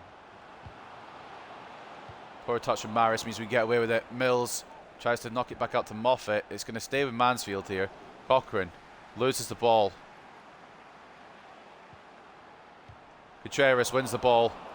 And we can go again. How long have we got? Not long. Harry Howell. Doesn't have a lot of pace in his locker, but he will go for it here. Harry Howell to win it. Harry Howell to win it! Oh my God, try to fight for that 5-man defence. Thank fucking God. Rodriguez was there in the centre, I know, but I don't know if it would have been intercepted on the way. I had to take it with Harry Howell just to try, because there was defender pretty much watching Rodriguez the whole time. I didn't want to risk the interception. And Harry Howell, bottom right, oh my God. Fantastic. What a finish from Harry Howell. Oh my God. I'll just exacerbate my headache a bit more, but I needed that. And more importantly, we as a team needed that.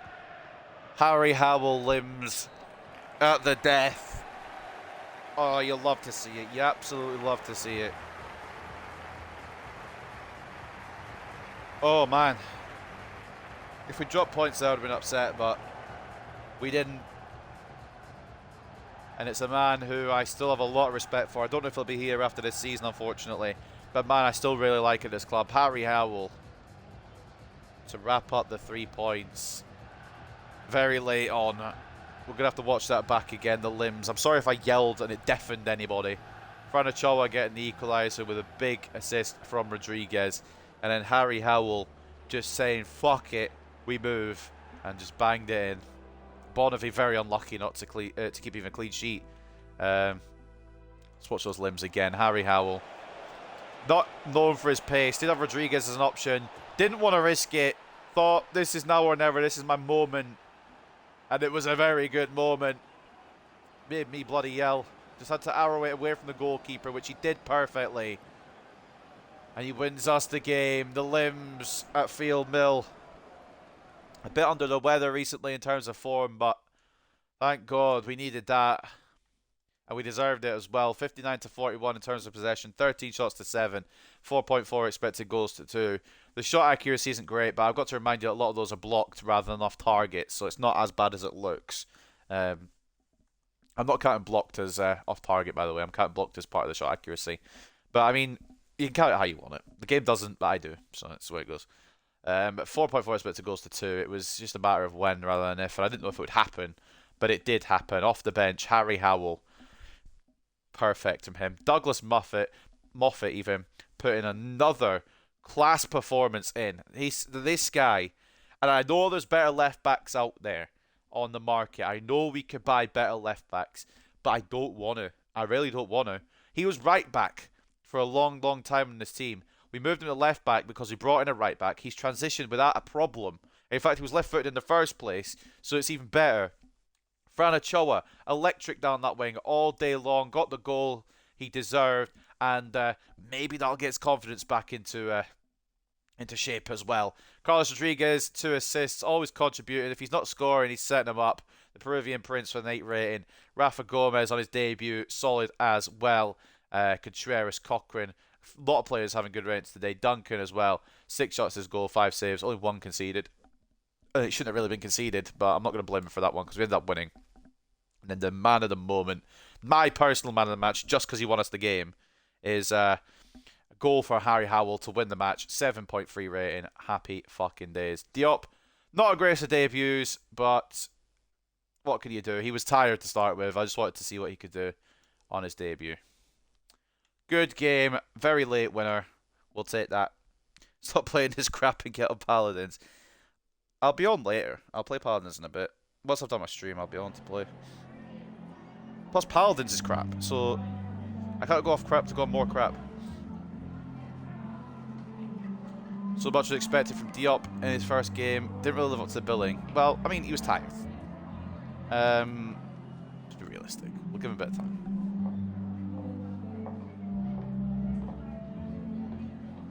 I'm not on later. Fair enough. Well, I'll play with you tomorrow then. If you're not on later. Looked like the game was going to end up your way. I mean, it did end up our way. I don't know what the words are here. And we kept going to the very last minute. And we got the dub.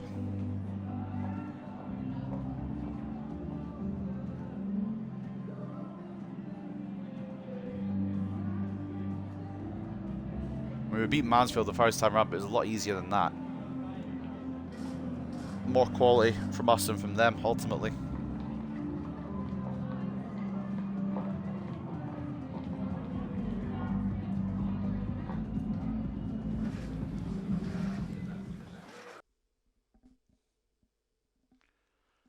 And now I've got to do it all over again. Great. Cochrane's happy to be playing wherever. That's fine. He's not a right winger. Why is our manager rating... I don't get why it's going down so fast. Has it ticked this? It hasn't ticked this objective yet, even though we've done it. So the important player and the crucial player, and it's just not ticked it. It just couldn't be bothered. Didn't feel like it. Fair enough. And also, my ad, we've sold Rob Clark, and it's not added that to the financial goal either. So if we get sacked somehow, it's because the goals have glitched out, which is fun.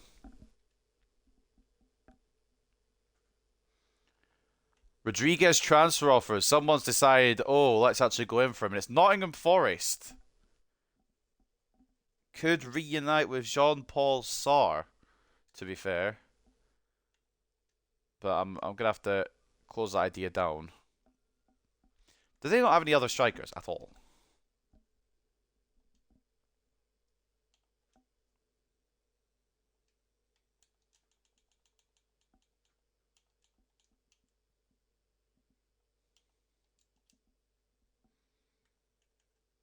They've got...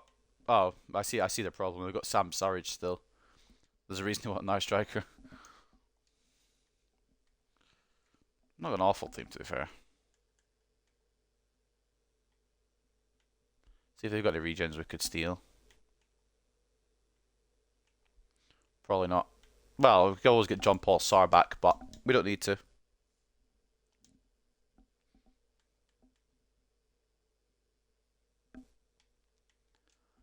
Take a look at the news then before we take on Mansfield once again, for fucking crying out loud. I'm sick of Mansfield.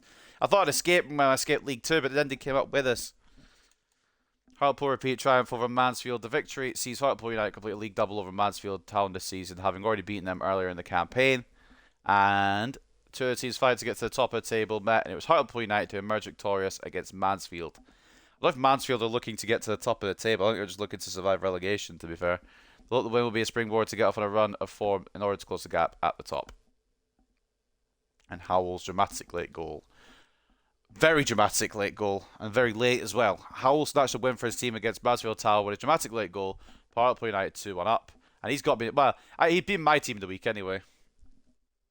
But apparently the game has disagreed. That's fine. We've got Rafa Gomez on his debut getting in the team of the week, so that's a good showing from him. And then of course Douglas Moffat, he'll be in there. He's always in there.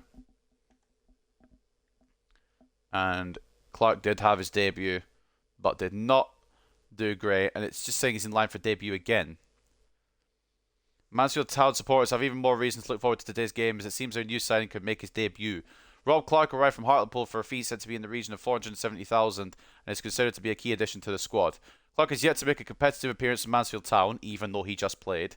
We're looking to impress his new manager. Sometimes it takes a while for a new signing to settle into a team. We have high hopes for Rob, said Mansfield Town's manager.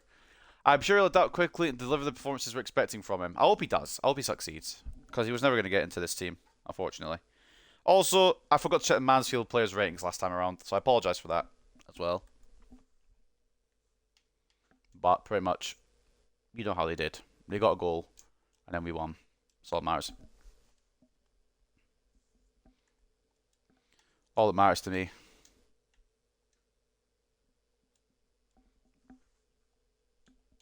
Right, let's see what we've got next then. I've read the news. Semi-final Man United, I saw. Hold on a minute. Who are they playing? Spurs. Alright, come on United, you can win that. And Diop hoping to improve after Lal's debut. I'm not going to hold it against him because of the fact that he was tired. Shabala would want to see more from his new man after Diop put a subpar performance his first outing. Diop spoke about his own disappointment with his own display. I wasn't happy with how I did out there, to be honest. It's early days for me, though. Exactly. Don't be too hard on yourself. Angel Gomez to Bayern is an interesting one. And it was Recalde for Burton Albion who won the Player of the Month. I believe nomination... Rodriguez got a nomination. But you can't find it now because there's so many transfer news going around. Transfer offer for team name Aber. From Nottingham Forest. Transfer gossip is swirling around Carlos Rodriguez. Reports suggest he's been talking to the assistant manager at Nottingham Forest about the possibility of a move. It'd be a big loss for the club where he came up through the ranks. Carlos Rodriguez has become a first team regular and would now be difficult to replace. Will he still loyal to his boyhood club or will he take the next step in his career at Nottingham Forest? Nothing official yet from the player himself, but we'll bring you news on this developing story as we get it. And I've decided to say no to that bid, even though it's a very good bid. Hartlepool United have rejected the bid from Nottingham Forest for Carlos Rodriguez. They made it clear they don't want to lose a young player with great potential who's come up through the ranks at the club. One source has been quoted as saying it's going to be taking a very serious offer to get Carlos Rodriguez out of Hartlepool United. There's no offer it would take to get him out of Hartlepool United. He's the player we're building this team around. So, fuck that if you think you're going to take him from me. They're still got quite a strong squad here. But I'm going to be going the other side of the coin. Showing that 77. I think we loaned out... Oh, no, we didn't loan out Hansen. Hansen can have a run out then again. And then we've got no... Oh, we didn't bring back... We'll do that quickly. We'll bring back Martinez. He could have a run out. Because the Jade's now out on loan, isn't he?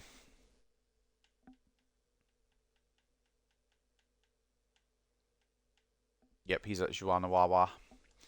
So bring back in Mariano Martinez. It costs a little bit to do. He's still showing great potential. Put him immediately on development plan because for some reason it doesn't save your development plans.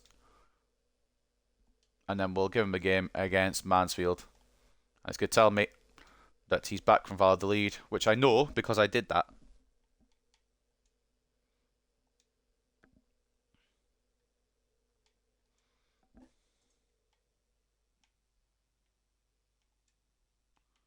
And give Mariano Martinez a run out. We're still going to go somewhat strong because they've gone somewhat strong. Diop's going to get a rest, and we'll give him proper debut in the next game. Mills for Dalton. Dalton can have the bench, so I feel a bit bad. And you know what? Why not? We've not used Quigley in a while. I'm really hoping some of these players get loans out, but it doesn't look like it at the moment. Then Hansen here. With Rojas in goal, is it? Yeah. Right. That's going to be a team for the game. Against Mansfield, I think we're going to have Rodriguez on the bench just in case, though. Oh, fucking hiccups, man. I'm drinking my water too quick. And also, McGregor can't go on the bench because he's injured. Put Rafa Gomez on, just in case we need to freshen up the fullback spots. Right, so that's going to be a team for the game against Mansfield Town once again. This time it's going to be at Victoria Park, and it's going to be in the Papa John's Trophy. A lot of tired faces from Mansfield because they haven't really rotated. Rojas in goal, and Kosi and Alonso as the fullbacks. Tomlinson and Hansen as the centre-backs. Tomlinson gets the armband today. In fact, actually, he doesn't. I'm going to give it to Curtis Mills because he's on the pitch and he's been playing here a lot longer. So it makes sense to give it to him. So Tomlinson and Hansen as the centre-backs, and Kosi centre mid. Mills, captain and cam. Hansen off the left, Martinez off the right, with Quigley and Arango leading the line today. It's Hartlepool United versus Mansfield Town, the third round of the Papa John's. We're going for that Pizza Cup. We're going to see if we can continue our journey here. I'm hoping so, but if we don't, it's not the end of the world. I'm not going to cry about it if we don't.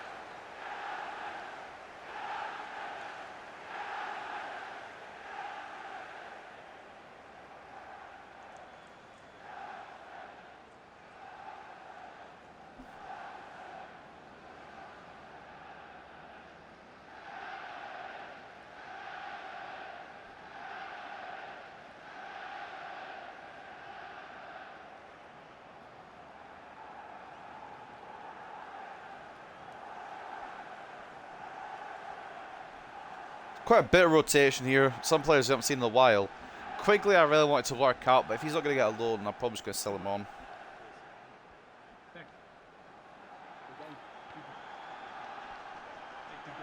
To be honest with you. Because we've got plenty of strikers, and some that leagues above him already. But I feel like if he got a loan, he'd be very good. If we do get up to the Championship, we're going to have to make some very tough decisions. Like we did when we got to League One, we made some tough sales. And if we get back-to-back promotions, we're going to have to make tough sales again. And I think it's going to... When I say tough sales, I'm really meaning Curtis Mills, Harry Howell, hell, maybe even Jim Arango. It's going to be a bit of cutting the team, which has been needed for a while, but we'll do a proper job of it if we do get promoted. A lot of the players will be staying, obviously, but there's some that can't really go any further with, which is unfortunate. I'd like to see them go further, like a Harry Howell, like a Curtis Mills. Some of these from near the beginning, near the first season, will have to depart in order to get better players through. I haven't done any youth academy scouting this year because we don't really have the room for it. Good overlap by Ramon Alonso. Rollington Kosi. Could be Hansen asking for it and not finding it. They've gone 5 back again because, of course, after it's the cup, even though it is the cup, they've gone 5 back again. Good cut by Alonso. That's a great ball to Martinez as well if we can work it out. The Spanish right side might do wonders today. Arango. Quigley. Out to Hansen. Back inside. Christopher Quigley. Good save, Bonavie again. Alonso.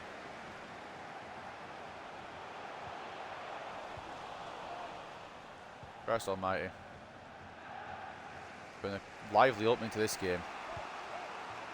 And now Hansen's up position, which means it's probably on Tomlinson. Although Hansen can recover. It was quite slow moving from the Mansfield player. Tomlinson gets a foot in. He had some great performances last episode, and it'd be good to get a couple of cup games under his belt, see if he can continue those runs at form.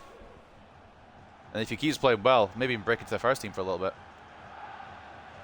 Alonso does well there to get out of the situation and get it to Mariano Martinez, who's going to look into the middle for Christopher Quigley. It's his first game in goodness knows how long, but he converts to make it 1-0. I sometimes feel like these backup players are better than the main players. It's funny that, because they shouldn't be. But it's a great run from the returning Mariano Martinez, and in 12 minutes he's got an assist as part of Hartlepool United once again. Not to mention a goal from Christopher Quigley, who we're hoping will get a loan out for. Still not to occur yet, but fair play. I think he's Irish, isn't he? The young Irishman.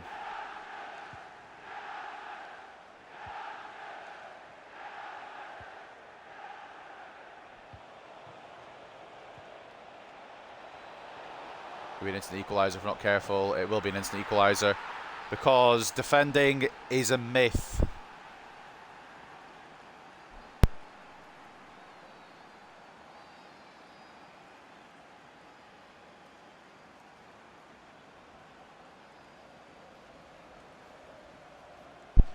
Rojas could arguably be doing better as well, but defending there was poor from me. Should have had that close down. And we're back to even Stevens immediately after Quigley gets the lead for us.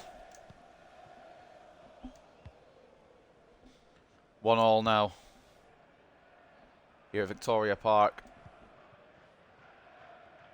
Not what we were looking for really, but what can you do sometimes? Hansen. Inside for Quigley. Tries to knock it one more to Arango. I think he was offside anyway, but ball didn't go through as it was. This Gale kid may have something for Mansfield, you know. I believe he's an actual real player, but seems to be quite fast. Nothing else. Quigley to Hansen. I was hoping Arango moves away from the centre-backs. He doesn't. Quigley wins the header. Can't get the ball to Arango. Cleared away by Bonavy. Like I said, if I had to lose between the League One and this one, I'd rather lose this one. Thought, of course, he was going to get tackled there, so I went for a slide. That's why I pressed that button. Pass off the pitch by Mansfield. Somebody else is leading there. I wasn't paying attention.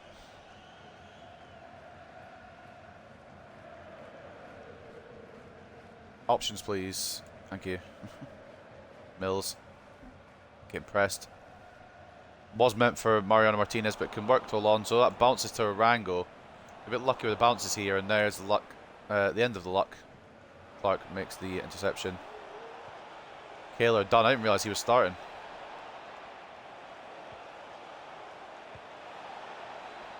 Thought I got a foot with Alonso. It must have bounced kind of. Rojas reads that quite nicely. Wasn't really a difficult effort to save, but you had to be aware of it. Ready for it.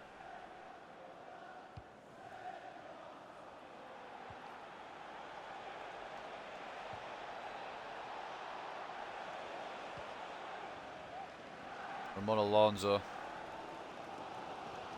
down the side here. I think Arango should still be on. Passes it all the way back to Kosi, who didn't realise, and neither did I, because I was aiming it for Hansen. The winger Hansen, not the defender Hansen, just for the record. And it just didn't go to him. Good interception by Tomlinson. Corner from Mansfield now. That could have... I maybe should have just shot it with Arango, but he's not had a good history of scoring recently.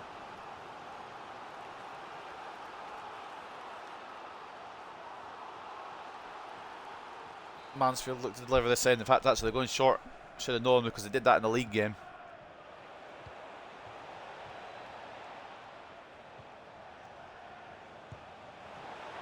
Decent effort from range. Mateo Rojas with a stop.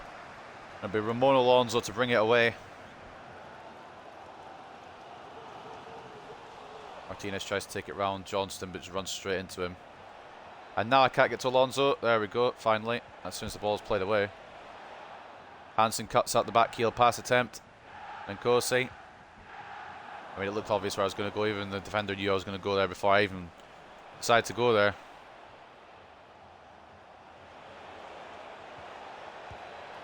Good effort, good save.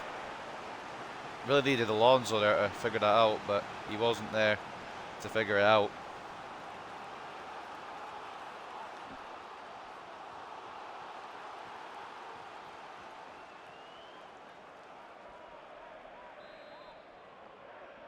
So looking for ball in the box for a change. Might work out, to be fair. Decent effort from Clark. Just over. Did have a player there, but it just got tangled up. I think it was Alonso. He's attempted to stop the captain. I don't know why it's so loud when I'm finishing having a bit of water. That's why I usually mute when I do it, but I didn't there. Of course, it gets caught. And Mansfield go again. They really want the Papa John's Trophy more than we do by the looks of it. Straight out Rojas. Saved.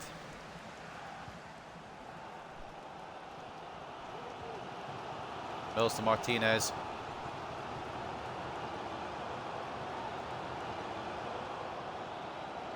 Arango can't shoot. What? Oh. Then why are you letting me keep playing if it's offside? Also, in my defence, it kind of deflected. The tackle kind of went into his path. It wasn't a direct pass, so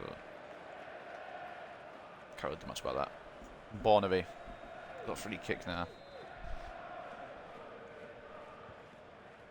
Plays it short. I mean, Mansfield look a lot more up for us than we do, even though they're the ones that are tired.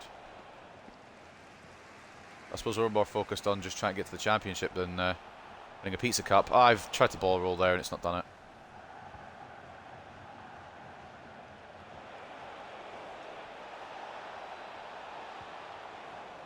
Good, defended by Nemeni and Kosi.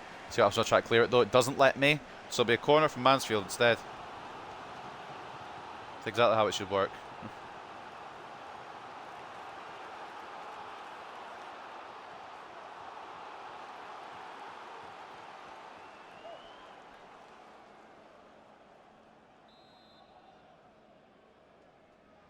Ball in. Towards... Well, I mean, it's away by Thomason. It's towards number 40.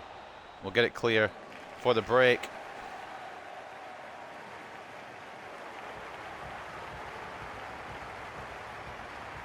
We'll take that, to be fair. 1-1. Missing in action. He's not been that bad. He hasn't done much. It isn't the end of the world.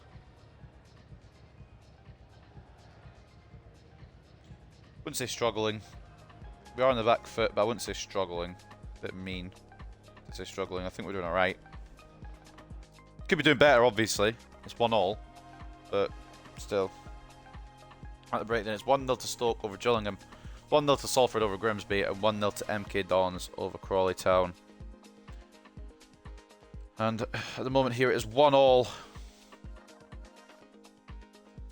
Take a look at stats then at the break. They've had a bit more than us. We've had more expected goals, but they've had more chances. So it's kind of 50-50 really at the moment. It's probably why it's 1-1. 51 to 49 in terms of possession. 6 shots to 3 and 2.2 expected goals to 1.3 in favour of the home side. Now, we'll head into it the second half and hope that we can find a winner here, but I'm not going to cry if we don't. Say it before I say it again, I'd rather have won the league meeting between us two than the Papa John's Trophy meeting.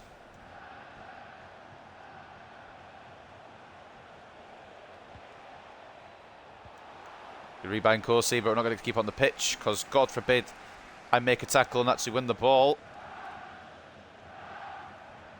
I've got to try and mark many options with one player. That's always fun. It's my favourite part of throw-ins. Good tackle, Ronnie Hansen. He's been good today. Tomlinson's been good today as well. He just got beaten quite easily for the goal, which is the only issue he's really had today.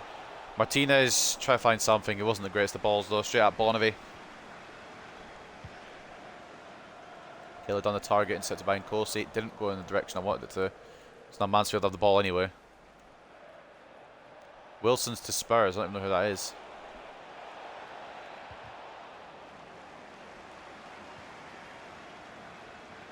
Try to get in the way. I got in the way initially. I got a second tackle in there. Third block as well. And Corsi doesn't put it anywhere near where I wanted it to go. Decent effort, saved by Rojas. How many times did Mansfield want the ball back though, just out of interest? Because apparently we'll give it to him many a time.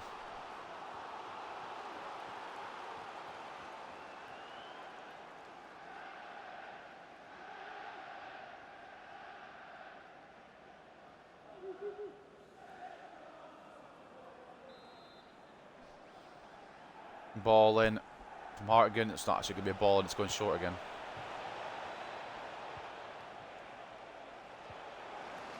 Hansen, can I clear it? That's my clearance, by the way. I press to clear it and it goes along the ground, trickles about 5 yards. Alright then. Mills out to Alonso, who's been putting the work in today, I tell you that much. Ball inside.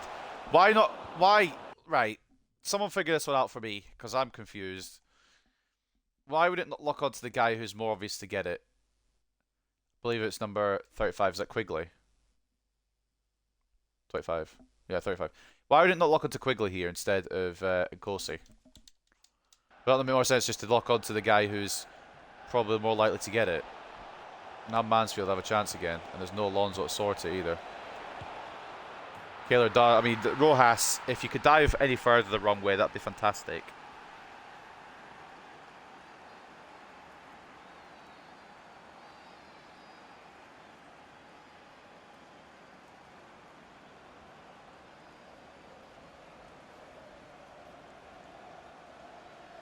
I mean, yeah, done bad, but at the same time, Rojas couldn't have been further away from the ball. Welcome back, Johnny. Just a meeting. Ah, fair enough. No worries. Well, last game, we got a last-minute winner against Mansfield, and we beat them 2-1. We've got Mansfield again, though, in the Papa John's Trophy, and this time we're losing 2-1, so not as good. But it's not been bad. We haven't outright done awful since the first game. Even the first game wasn't awful. It was just they got luckier than we did. Alonso wins the ball back with a bit of luck there himself. Mills out to Martinez. We've also made 2 new signings. I'll show you them in a minute. I'll show you them after the game. But I might bring one on at some point in this game. But yeah, we made 2 new signings. One at right back. One at CDM.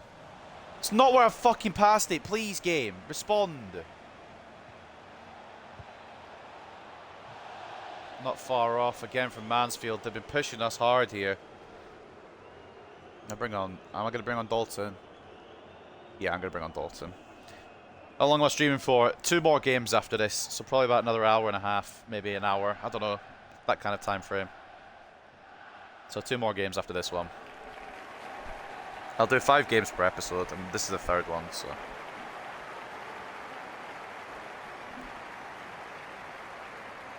Of course, all these are available to watch on YouTube as well, if you want to catch up on any of them.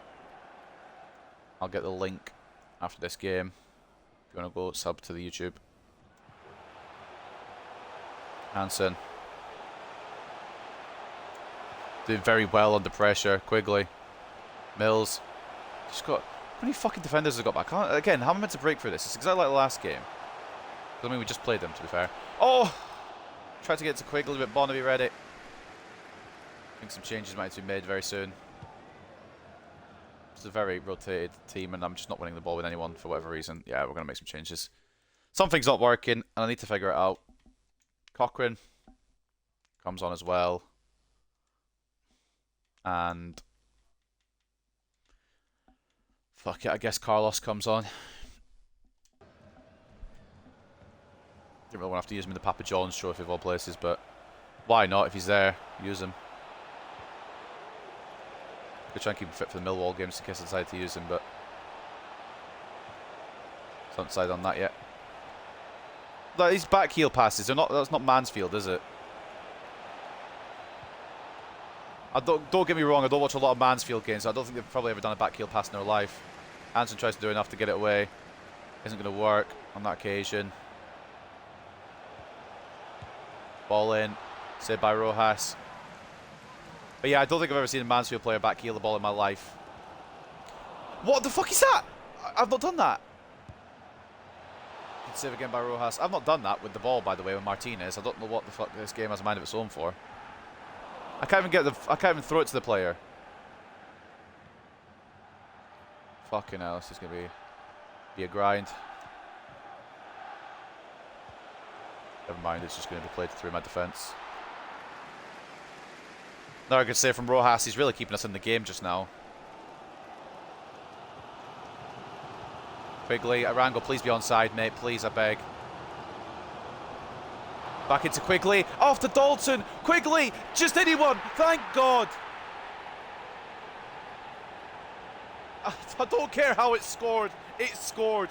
And that's all that matters. Christopher Quigley gets very lucky to find his second of the day. But we've been very unlucky for most of the day. So it adds up. I'll put the YouTube link in the channel, or the Twitch now. While we're celebrating our equaliser. It's very lucky, but who cares? You got to do what you can to get goals around here.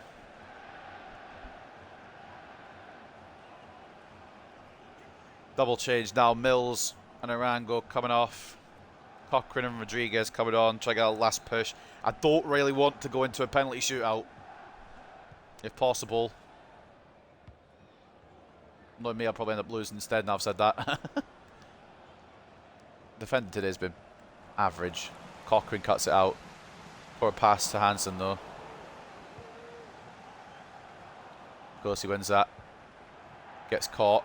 And the ball will come to Hansen here. Keeps it in very well. Hansen into Cochrane. Back to Ollie Dalton. Blocked. Attempt to tackle. It's not fantastic there. Johnson gets taken down. It's only a yellow for Ramon Alonso, which is quite lucky, to be honest. It could have been a red. Get away with it there. 5 minutes to go. Maris coming on for Gale, who's had a decent game, to be fair, the young striker. I don't know if he's young. He's a backup striker, so I'm assuming he's young. Might be older than the main strikers, I don't know. Can we prevent this from going for penalties? Because I probably will lose on penalties with this team. Penalty abilities for some of these players are fucking woeful.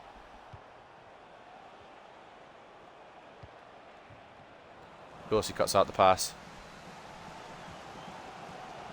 I was trying to pass it to Hansen, but it just didn't lock on. That's okay. And Gossi to Cochrane. Dalton. Rodriguez making the run through. It's poor from Molly Dalton. This is why he's needing that loan to get some experience, man. For some reason, nobody wants him. Probably sees his passing and is like, no. What's the added time? 4 minutes. Slightly less than what we got in the league match. But a late winner there from Harry Howell. Got us through that one. Quigley. Just look onto Rodriguez. What's the issue there?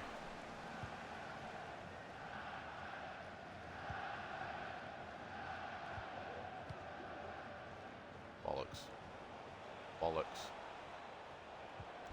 Oh, big bollocks.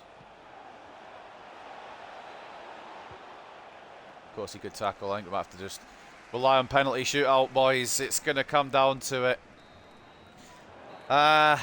Not be a foul in the 1920s. Now you get away with it clean as a whistle. Fuck! I hate penalties with these kids because they're just not good enough at them yet.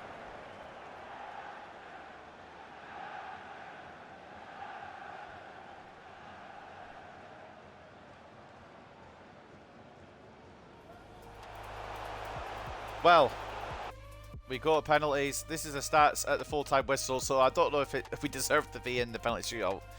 We've also got more expected goals, so I guess it's kind of, I don't know. You guys can judge. 53 to 47 in terms of possession in favour of Mansfield. 13 shots to 6 in favour of Mansfield, and 3.5 expected goals to 2.6 in favour of Hartlepool. But you can look at the penalty takers here. Rodriguez is the only half-decent one. Then again, they've not got cracking penalty takers either. Right. If Rodriguez scores, we're probably fine.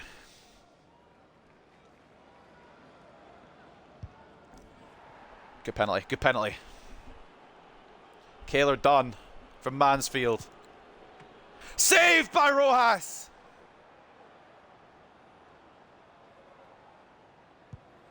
Cochrane straight down the middle. Come on, boys.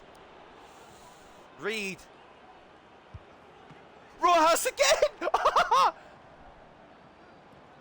Christopher Quigley. Makes it 3. Can we just get it done? Can we get it done already? Save Hartigans and go home. This might be the quickest penalty shootout you see in your life. Mateo Rojas versus Hartigan.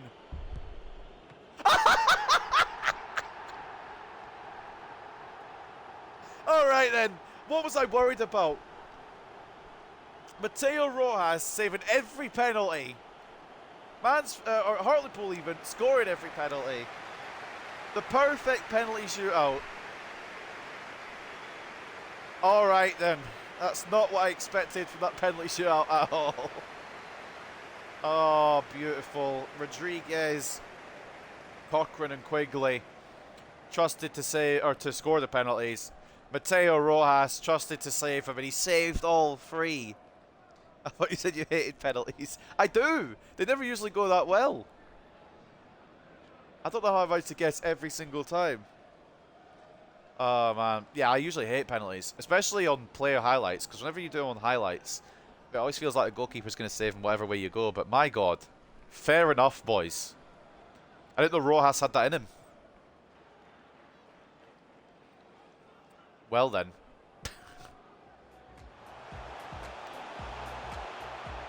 2-2 draw in normal time, thanks to Christopher Quigley getting the equaliser.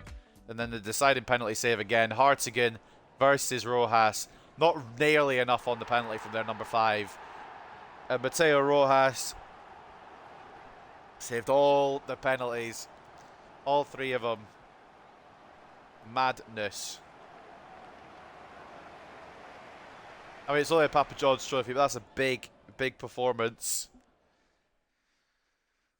You better treat your lads for a night out. Absolutely. Not all of them. Some of them are still under 18, but most of them will get a night out. Fair play, lads. You know what? I didn't expect us to win on penalties, especially not that easy. Once again, stats at the end of the game, 53 to 47 in terms of possession, 13 shots to 6 in favour of the away side, but we had the expected goals, 3.5 to 2.6. How have we just gone and done that, though, on the penalty shootout, though? Oh, man. Christopher Quigley, man of the match for us. 2 goals today. He showed his striker ability, but I just need that loan for him. I just need that loan. But unfortunately, we haven't found it for him yet. Ramon Alonso having a good performance other than that yellow card. Mateo Rojas, I've got to say he's my man of the match just purely because of the penalty shootout. But 7.6 for him today. 8 saves in the actual game out of 10 shots on target. 2 conceded. Couldn't save everything, but that's fair enough. They brought the firepower today. An assist from Mariano Martinez as well on his return to the club after his loan spell. A 7 rating for him. Good performances all around. And even with the bad performance, I'm not going to really care about them too much because we won. And that's all that matters to me. Man of the match overall went to James Gale, who was a centre-back. Wait, what?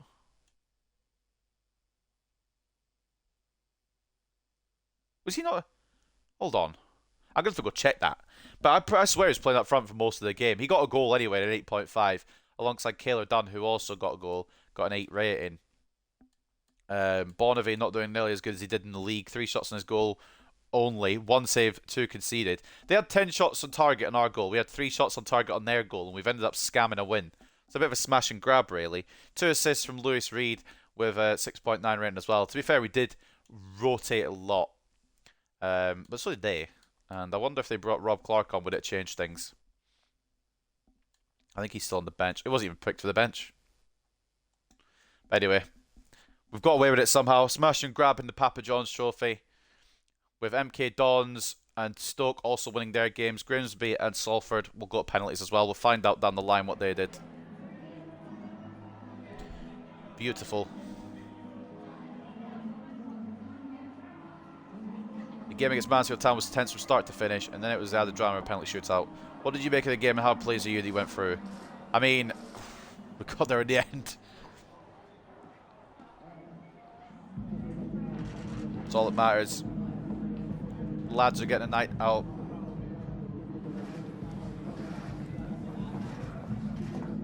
But that's just the start of the cup competitions, because we've got Millwall next in the FA Cup. And I'm thinking Quigley deserves another spot maybe in that match. Didn't do a lot up front, but when the shots or the opportunities came to him, he put them in the back of the net. So was a shootout always on the cards? Not really, but credit to the guys who took it. More credit though to Rojas, who saved every penalty that Mansfield put on target. Madness. I usually do despise penalties, but that went perfect. That couldn't have gone better. Hartlepool win on pens after astonishing drama. You're damn right. The tie between Hartlepool United and Mansfield Town went to penalties. The Hartlepool United players showed more composure in the final moments of the game before managing to beat Mansfield Town 3-0 in a thrilling shootout. And it seems Hartlepool United supporters have discovered a new hero. Christopher Quigley was at the heart of everything good for his team as they secure victory in the game against Mansfield Town. He's a player who seems ready to step up and take responsibility as a leader now, and we're sure to see a lot more of him this season. I'm hoping he'll still get his loan, but if not, then yes, he will get some time. And it was Grimsby Town that ended up beating Salford on penalties in the other game that went to penalties, for anyone interested. The other Carabao Cup semi-final is Chelsea versus Wolves. And I guess we'll sim up to the next game against Millwall. A Shane McDonald loan offer. I don't know how he's going to grow because he's got no potential left, but we're going to accept it. I'm probably going to sell him on at the end of the season, which I don't really want to, but he hasn't really worked out just because everybody else has overtaken him. And Christopher Quigley wants a couple more games. Keep working at your game, mate, and we'll see. I'm tempted to give him the Millwall game, you know. I don't know how much they'll rotate, though. But in the round of 64, the third round, it will be Millwall versus Hartlepool. We've got some big heavy hitters in this one that I would like to keep an eye on. Newcastle versus Spurs. And then the biggest one, Manchester United versus Liverpool. But our game is just as important because it's the first time we've reached the third round. And we're going to go for it as much as we can. Only just got past Swindon on a replay as well. Who did we get in the quarters? I'm believing it's the quarters now of the Papa John's Trophy. We've drawn against Fleetwood. Fleetwood in League 2. I've not seen them this season. I'm guessing they got relegated. Not the Premier League, although there is a Premier League. Set your fucking 10 points clear. Yeah, Fleetwood are in League 2. Okay. Winnable. Very winnable. Right then, up next, we'll save over because I don't want to lose that penalty shootout. God forbid. Up next it is a game against Millwall.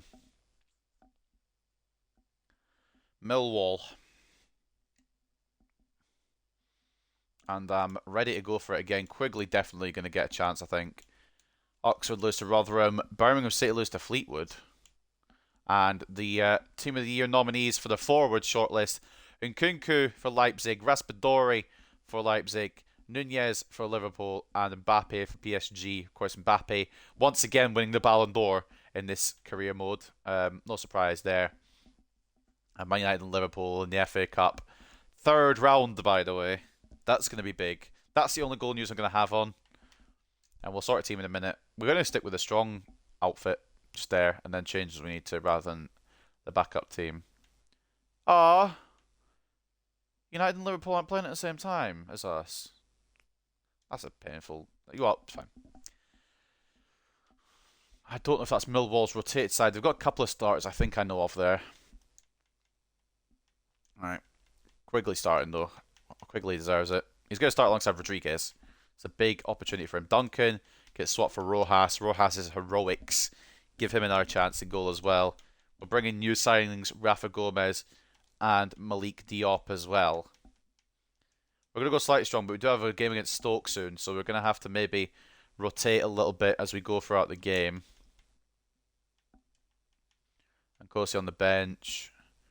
Before we do anything, actually, I know it's going to undo all my stuff there, but I know he won't like it because he's better at CDM. But we're going to transfer him to a centre mid because that's how we play around here. I don't know how long it'll take. 86 weeks, Jesus. He'll just have to be on. Well, I mean, fuck it, we'll just do it. That'll take too long. We'll just have him be unhappy.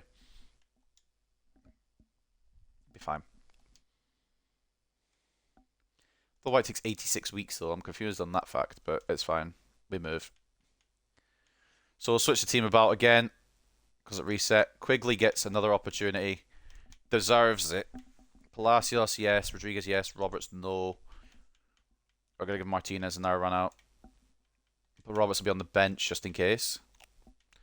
Thomas will not be playing. I don't know why I did that. It's going to be Jop and Cochrane. I suppose Thomas can have the bench though. Gomez comes on. And yeah, fuck it. We'll swap Ochoa off for a rest. Howell can go on the bench.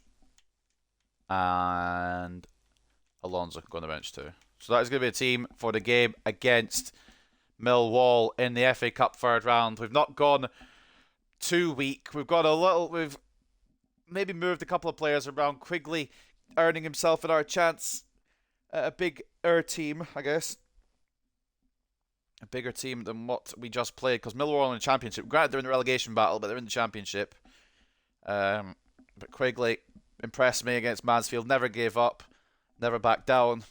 As the great Nick A30 says. So this is the team. Duncan in goal.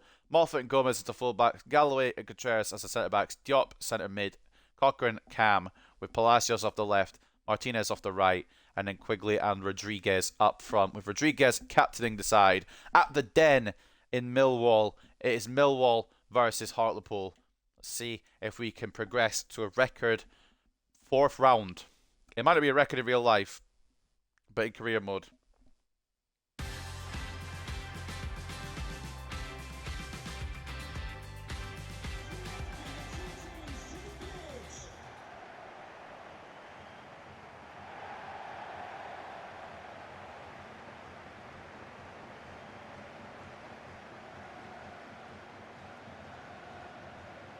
They've been in the third round a few times.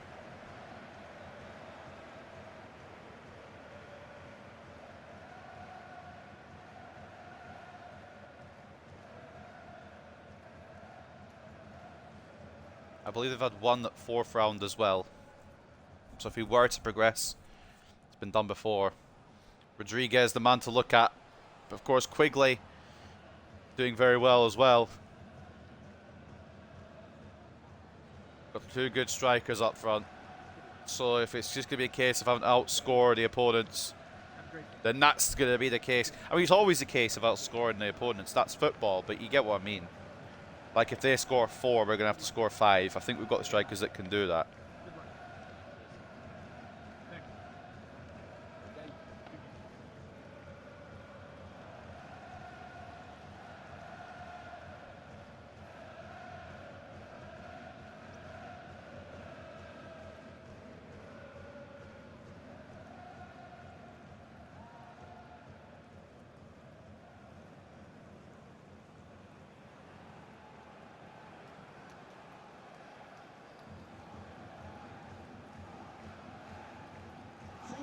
Enjoy the game. I'll try and enjoy the game, but if we lose, I'll be very upset. Because I want that Premier League opponent just to see what we can do against the Premier League opponent.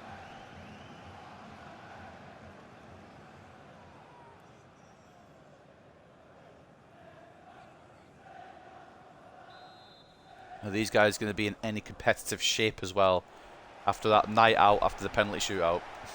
The answer is hopefully. But there's a reason that a lot of the backup players haven't been selected today. Purely because of that night out, so to speak. Moffat into Diop. This is going to be his first real test as a Hartlepool player. First full stamina game. Because, of course, in his debut against Mansfield, in the league. Didn't have full stamina. Malik Diop, give it a try. And Cochrane tried to run interference.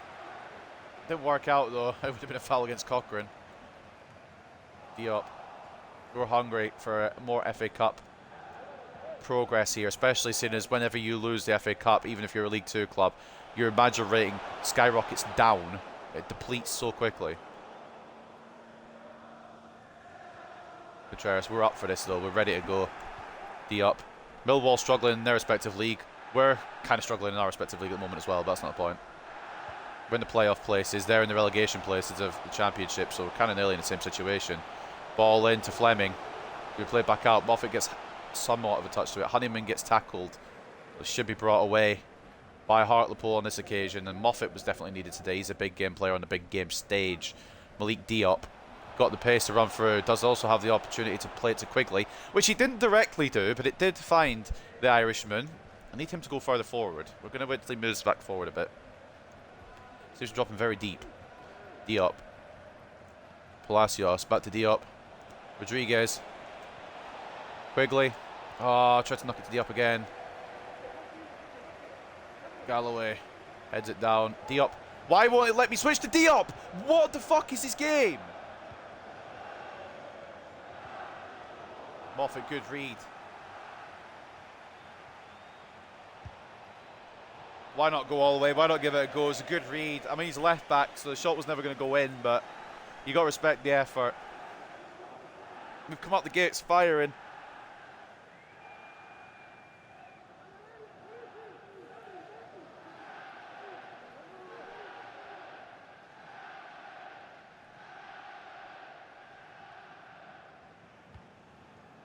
Can we...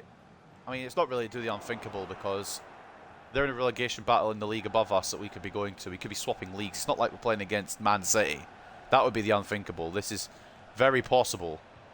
Diop into Quigley. Palacios is a heavy pass. Palacios can keep it in. Back to Moffat. Tries to find Diop, and now it's going to be Honeyman to press from Millwall. Last time I came up against a championship outfit, we came up against Fulham, and they destroyed us because they used their full team and we didn't. So, good save by Rojas, and Moffat can't keep it in.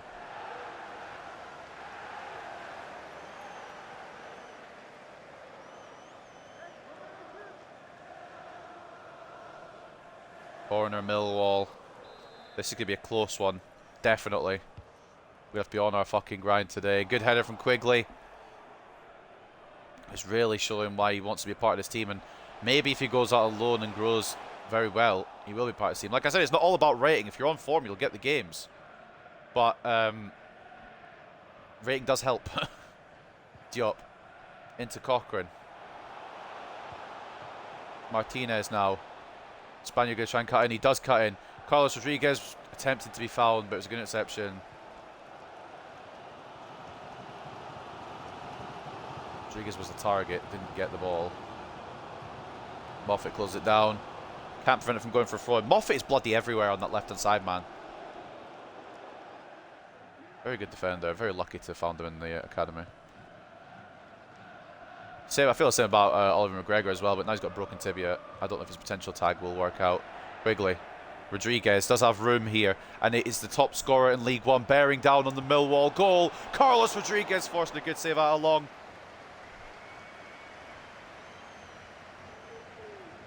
Not a bad effort from the Peruvian Prince. Put the Millwall keeper on edge there. Good save from him though.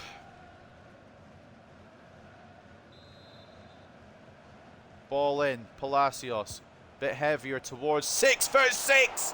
Good save again by Long. Rafa Contreras getting a perfect connection to that, but couldn't find the back of the net. We're absolutely wanting this. Are we going to get it though? Another corner to delivered in by Nicolas Palacios. Same kind of power, hopefully to the same kind of player. Galloway there instead.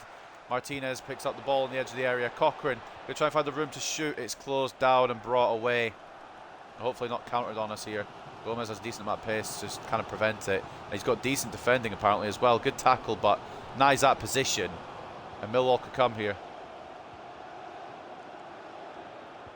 Gomez tracks back, tries to put a bit of pressure on, and it does work out. Mariano Martinez now for Hartlepool. Christopher Quigley asking for it through, should have gone over the top. Poor pass from me. Contreras close it down. Diop, heavy touch, can't keep the ball in his possession. Ball in from Millwall, it's a goal. I don't know how it's found the player though. It looked a bit weird. I mean, it's a goal and it's probably the right result. Millwall are the better team than us at the moment.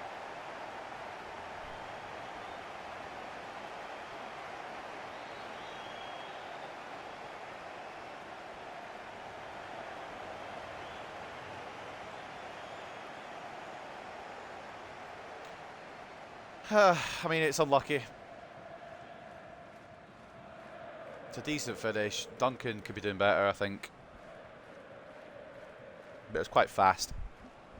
Millwall take the lead at the Den, which is kind of what was expected, really. But I don't want the FA Cup adventure to end now. Zian Fleming getting the goal for Millwall. I don't want the FA Cup adventure to end.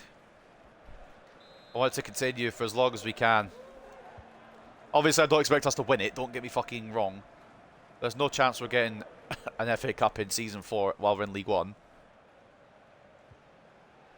And there's no chance I want to be in the Europa League this early, because we'll get absolutely shat on. Quigley. Ball across to Cochrane. Immediate equaliser. It works as well. I'm pretty sure Rodriguez was blocking the goalkeeper's vision, but I don't give a fuck. Sometimes you got to take advantage of what's presented to you.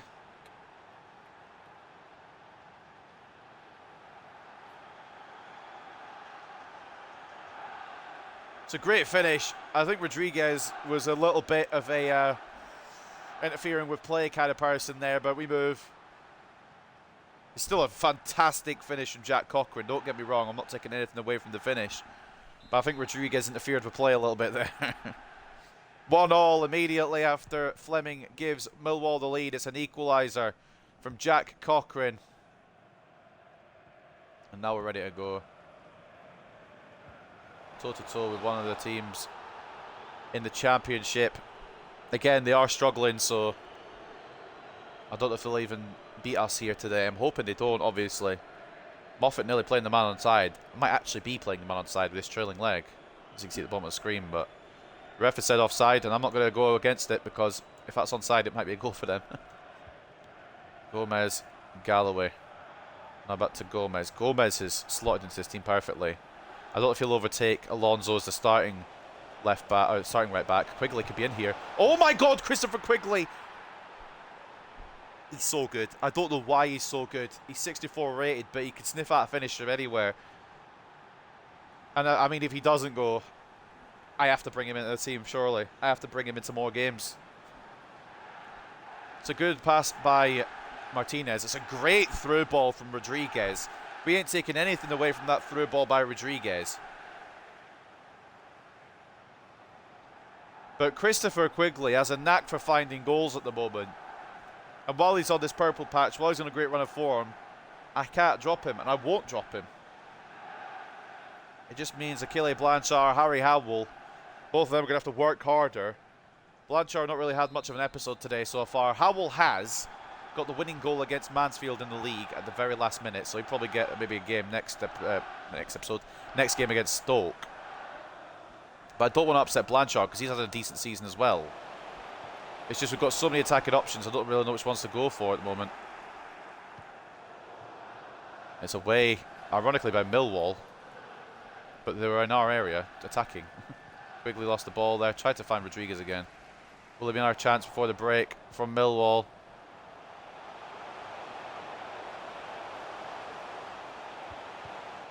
Galloway initially blocks.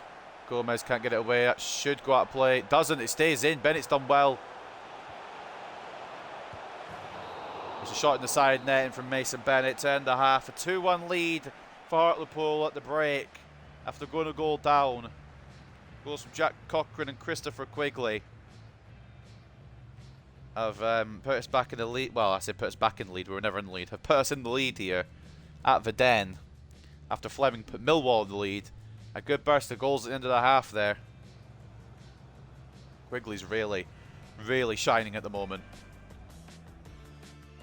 Looking around the grounds, there's way more results than I will ever read out. I won't read them all out because it will just bore you to tears.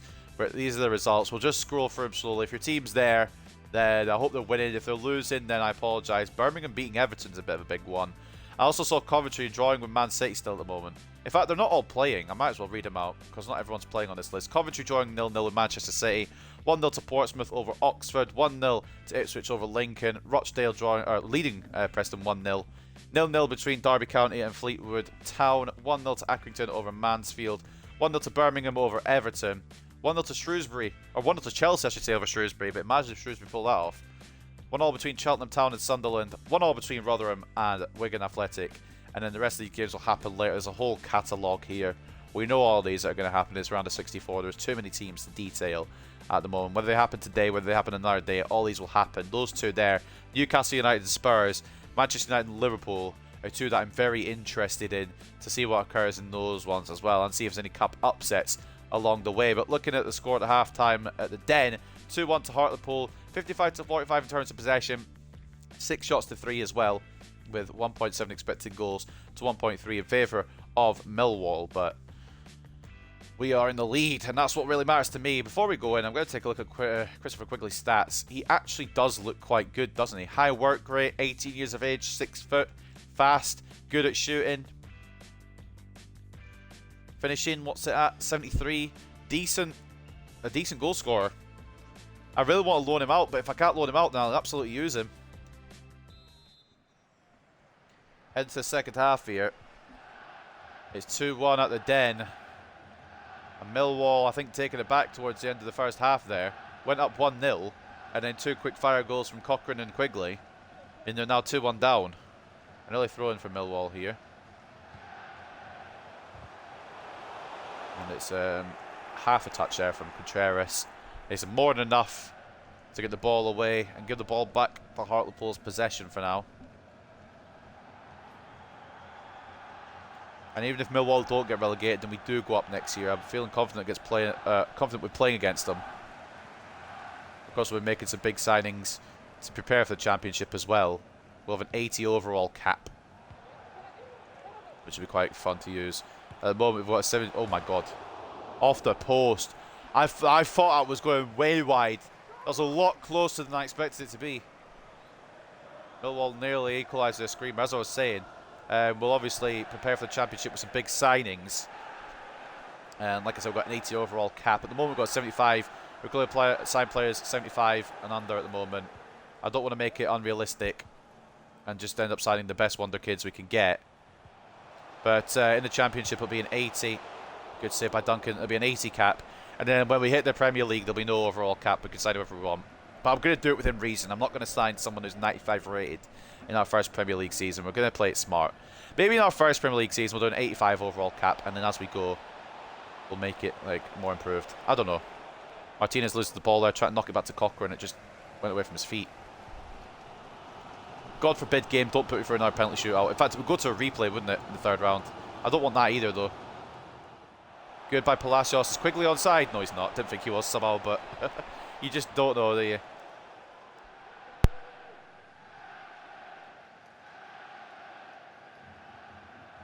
It was a good tackle, but neither Quigley nor Rodriguez onside there.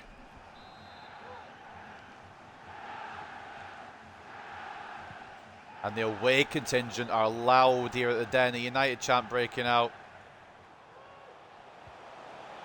You know it's not for Millwall because they're not Millwall United. Good tackle, Gomez. Maybe Gomez will take that spot ahead of Alonso. I've used Gomez twice so far and loved him both games.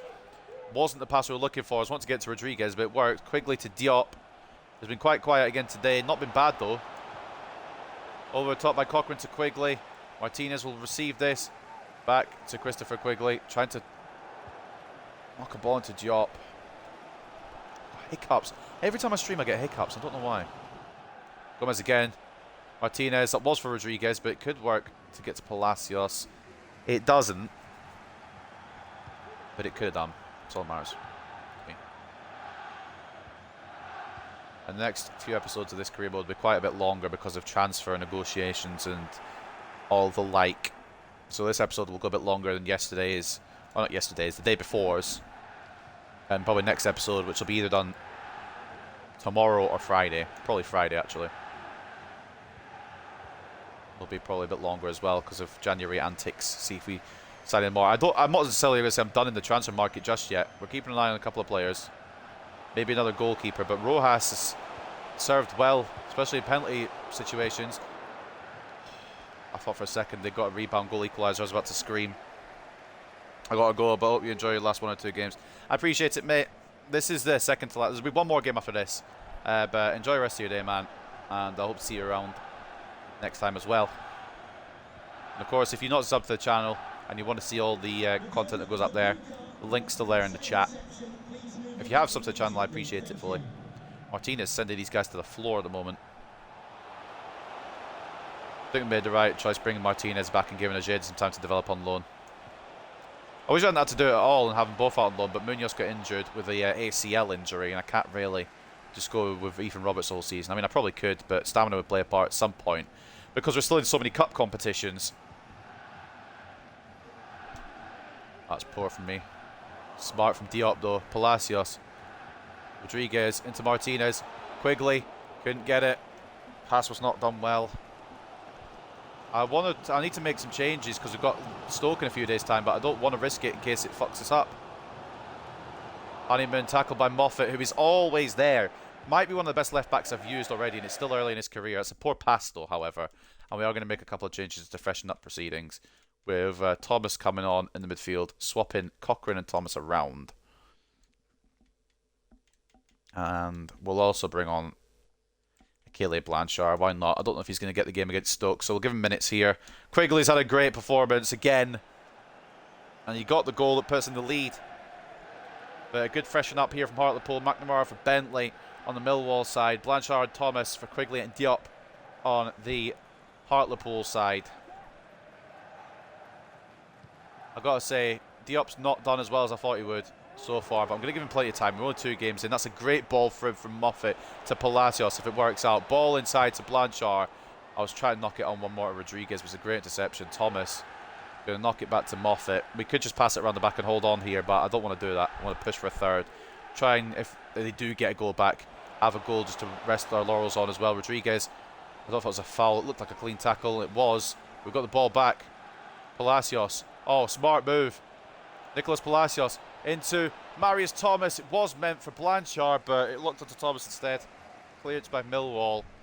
And with just over 8 minutes left, Hartlepool could reach their record-setting 4th round in the FA Cup. In this career mode, it'll be the first time they did it. Not past the first round, but in real life, I believe their record is the 4th round. That's what I saw on research of it, but I don't know if that's 100% true. Moffat's going to have to bust a gut here to get back. Galloway does enough to see it away for a corner. SA for Bennett. The next Millwall change. I think we're done with our changes. We're just going to have to rely on this team. Rodriguez might be a little tired for the Stoke game. That's the only issue, but we'll just have to take that as we come for it. I mean, of course, they're a playoff team as well.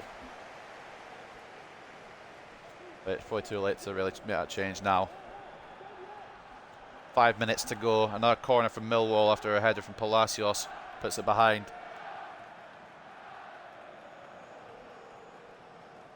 Fleming, the goal scorer, to take it.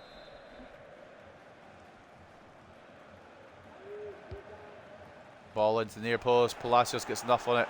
Blanchard, can he win this? He can. Thomas, I'm just booting it away. I don't trust this game for shit. Pressure by Martinez, who wins it. Carlos Rodriguez making the run. It's not a great run, though, to be fair. Probably shouldn't have done that like that anyway. Now Millwall come again. Can they force a replay late on here? Good shot. Good save by Rodriguez. Or Duncan, sorry. I got Rodriguez on the mind. Duncan held onto it well. How many minutes of added time? It doesn't matter at the moment. That's an awful challenge. And the booking? Not a booking. 3 minutes of added time. I think that's just frustration at this point from SA. If we can get it up their end, No trouble.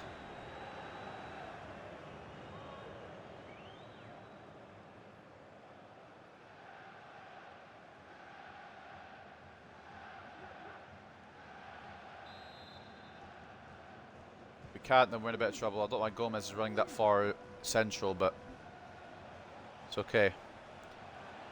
Gomez, Martinez, Rodriguez, Blanchard. Try to find it anyway. Cochrane, very lucky, and it is going to be offside. I thought it was. But it runs down the clock at least. And it looks as if, ladies and gentlemen, Hartlepool United will reach their record 4th round in the FA Cup. It's Cochrane that went offside, tried to come back on, didn't do it in time. With seconds left, Millwall might get one more roll of the dice. They're going to have to be quick about it. Long, boots it long towards Berry. Marius Thomas with the header. And that's going to do it. Ladies and gentlemen, at the Den, we've beaten Millwall.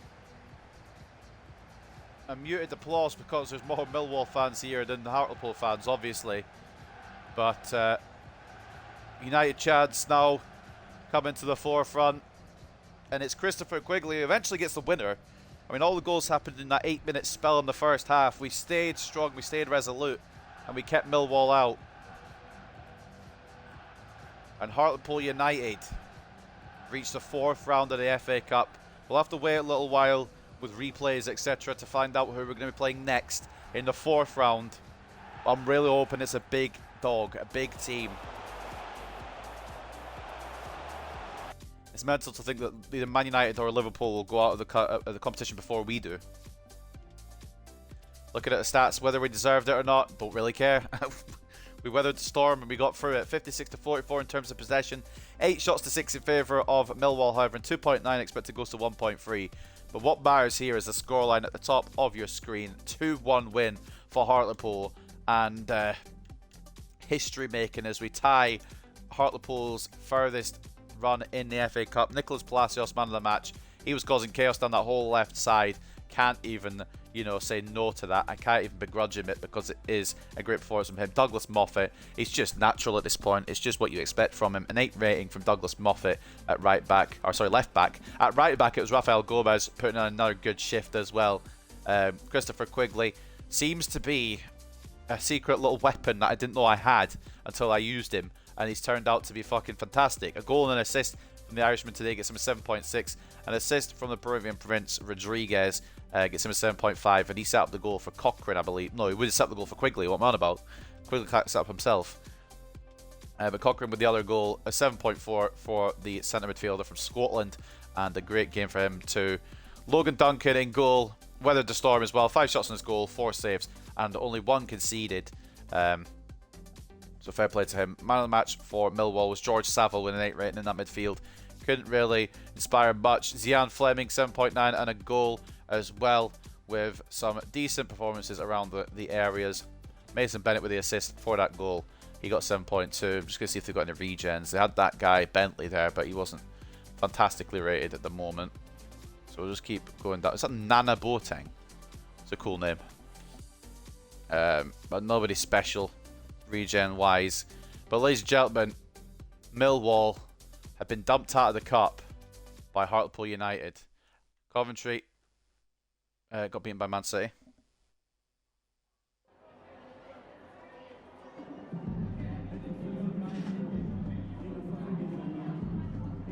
A win takes you to the next round of the FA Cup. How far can we go? I have no idea, mate, genuinely. I'm surprised we even got past Millwall. Let's not get ahead of ourselves, let's just relax. We are a League One side.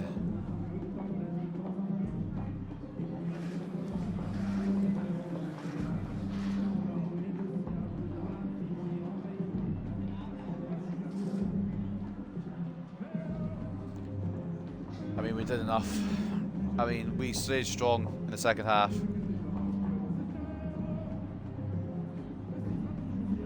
That's what matters to me.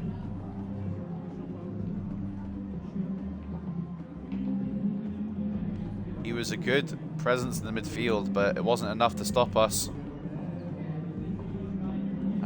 we stayed alert. I mean, they were always going to crowd us out at midfield. We've got two midfielders. Very good midfielders, I should say. Blake Diop did do well when he was on the pitch.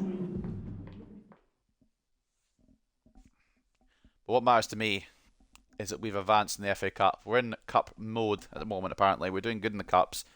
Ignore the Carabao. The Legia Warsaw loan will go through for Shane McDonald, hopefully.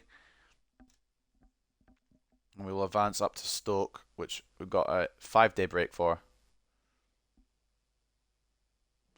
And here goes Shane McDonald on his loan to Poland. Hopefully, can somehow find a way past his potential, because I don't want to really sell him, but I can't really keep him if he says potential at just 63. I do like him a lot, but I think if it's best to move him on, we better do that in the summer. But we're going to give him one last chance to try and improve on himself with a 6-month loan to Warsaw.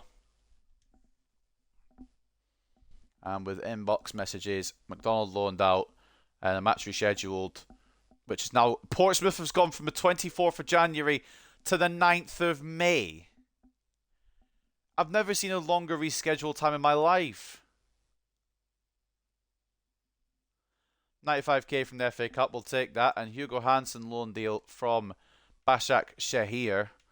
Good experience in Turkey he'll get. He's a good little player, so I'm hoping he can pop off. But that's the longest reschedule I've seen in a while.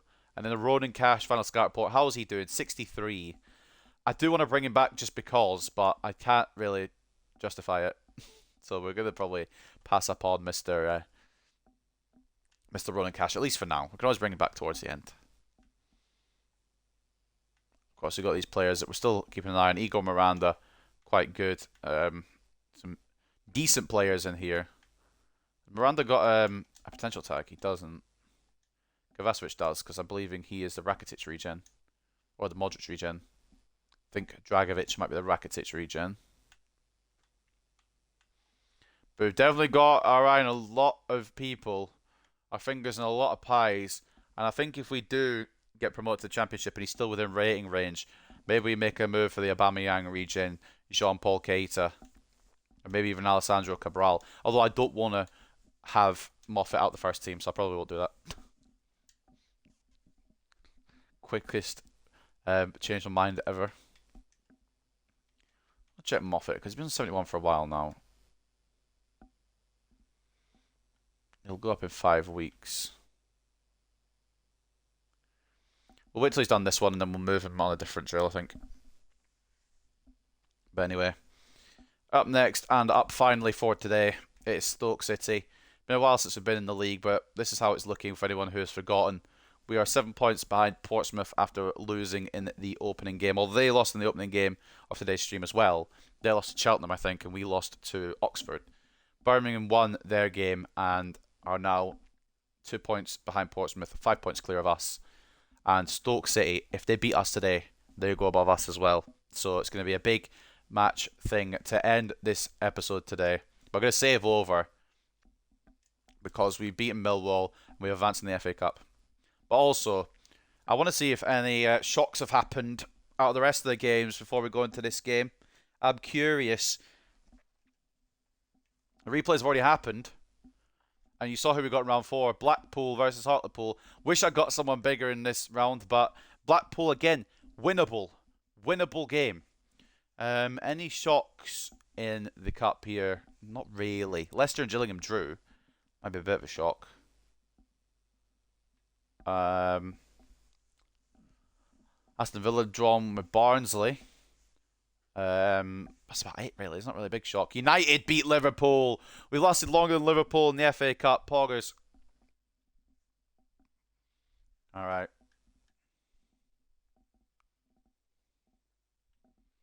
Big dub there from us.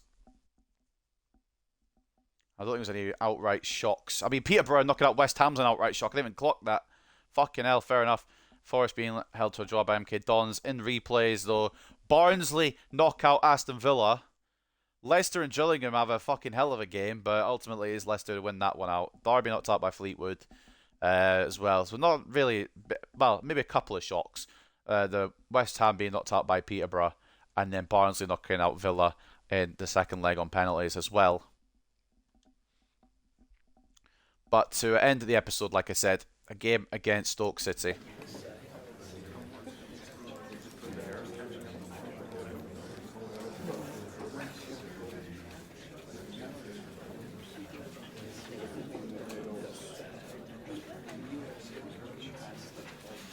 Yep, but he's not going anywhere.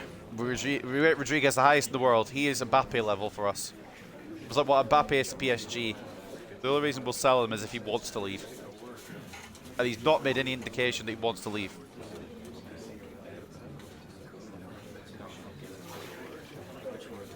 What's the Swindon Town game got to do with Stoke? Try to be on the front foot. Unless it was talking about Stoke and I just read it wrong. Maybe we lost to Stoke.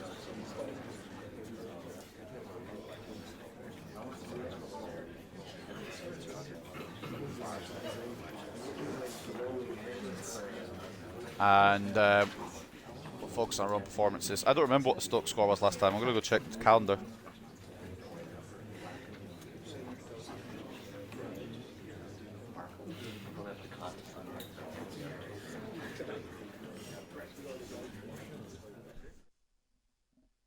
Let's see then. What did we do against Stoke? I believe we beat them. We must have beaten them. I say we must have beaten them. We could have quite easily lost to them, but they're on a good run of form, so... No, we drew. It was 1-1. That was it. I remember that now. I just remembered as I was about to check the calendar. Because I remember talking about how they had so many draws in the league. I just remembered as I scrolled onto that. 2 episodes ago as well. But they have been popping off, catching up. It's only 3 losses in the league. And I'm quite concerned if I'm being 100% with you lot. But at the same time, I feel like we've got something in our locker against them. And I'm happy to give it my all, as I always do. Before we go, let's read the news. Quigley scores in Hartlepool's 2-1 win over Millwall. Quigley managed to get his name on the score sheet in Hartlepool United's 2-1 win against Millwall. The team of the year has been announced. All Black for Atletico Madrid, Hernandez for PSG, Skriniar for Tottenham Hotspur, Saliba for Atletico Madrid, and Robertson for Liverpool. The midfield are Szoboszlai for RB Leipzig, Olmo for RB Leipzig, Schlager for Villarreal, and Leimer for Leipzig as well. And the forwards, Kylian Mbappe and Christopher Nkunku. Mbappe, of course, at PSG, and Nkunku at Leipzig. So there you go. That's the way she goes. Hartlepool versus Stoke. Both teams looking to win this time. Hartlepool United played host to Stoke City in the last encounter between the two teams. A game ended in a stalemate. Today, neither team will be satisfied with a draw, and both will be going all out for a win. And then it's a battle between two of the clubs in the pursuing pack as Hartlepool United host Stoke City in the league. The 3 points look vital to both as they attempt to close the gap on the teams above them at the top of the table. Stoke City know that only a win will do for them as they play catch up. Hartlepool United, meanwhile, know that a point wouldn't be a bad result, but they'll be chasing victory nonetheless. We should see a positive open game of football. Diop looking to improve. He'll get a chance to do it today. PSG have signed Matthias de Ligt, which is about what I expect. And Kulishevsky's moved from Spurs to Leipzig. Big moves going on. Of course, we'll check them all at the end of the month. Mason Mount, 85 rated now at Bayern Munich. Oh, sorry, where did he go from Bayern Munich to Roma? Sorry. He's paying a bit more attention there. And that's the news. So, we're just going to go our strongest side. We've got Matt as well. Or at least as much as I can. There's a bit of tiredness. We'll go Hansen. Bit of tiredness in there for Contreras. Munoz, I didn't mean to do that. Munoz is knocked down to 33 rated there. 73 rated, fucking hell. Oops. Phone call. Oh, I can answer it later, it's fine.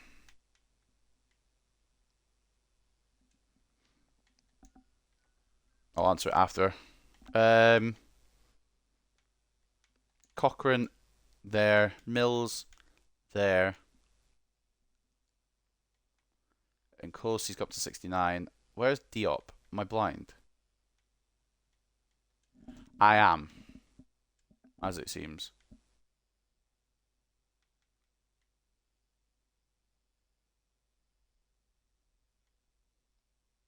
I said I was going to start Howell this game.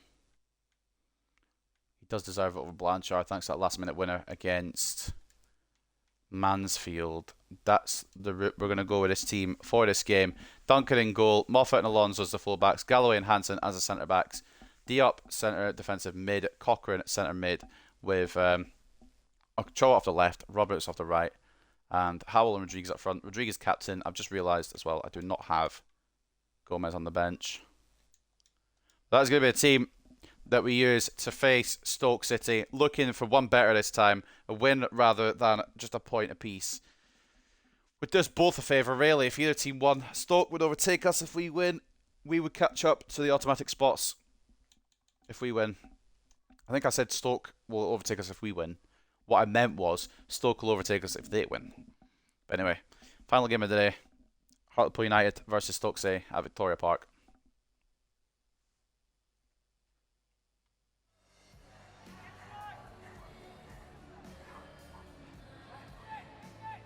$200th game in charge. Fucking hell, we've been here a while, innit?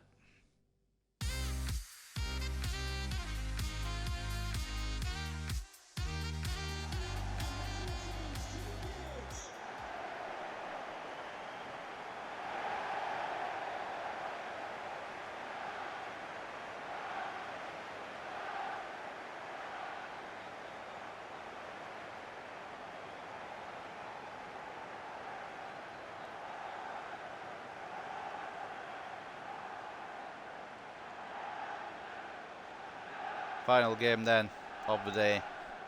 Looking for 3 points. Don't for making more signings in this episode.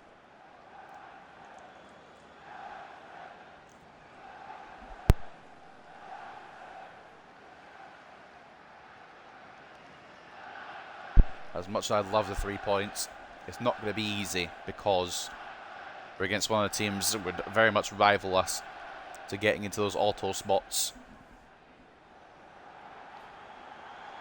And potentially into a title race. I'm liking kind of the multi-layered season we're having here a little bit, if that makes sense. Because Papa John's Trophy, we're now in the quarterfinals. FA Cup, we made it to the round of 32. If we beat Blackpool, we'll get the objective done. And in the league, it's a very close race between a lot of teams, and we're involved in that race. I quite like how this season is going. I know there's been occasions where I don't want to play this game anymore, but I'm liking the drama more than just running away with the league kind of thing.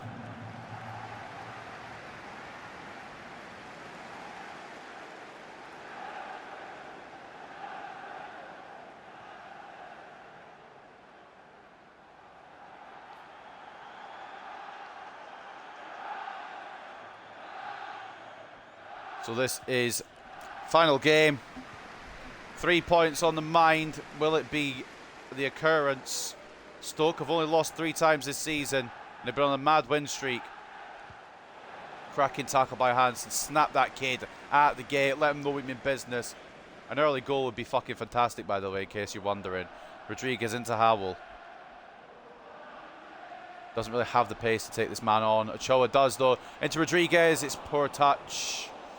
Didn't really get the shot off as I wanted there. Side-footed it, but not quite with enough accuracy to find the back of the net.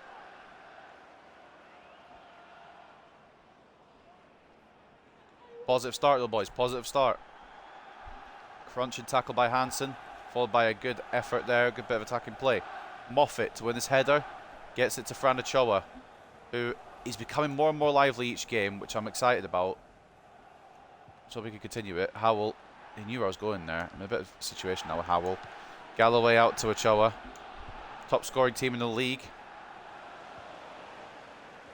67 goals in just 27 games. It's a solid. We always seem to get a lot of goals in these career modes. We always seem to concede a lot too. A lot of goals happen in these games is what pretty much I'm saying. Moffat to Ochoa. We'll either have games which are just normal, and then we'll have games that could like 7 or 8-4 for no reason, or 7 or 8-6, or some ridiculous score. I was 10 goals plus in a game. There's no in between in this career mode sometimes. Roberts. Poor from Roberts for a change. I thought he was going to play it for it to Moffat or to Rodriguez like I wanted him to.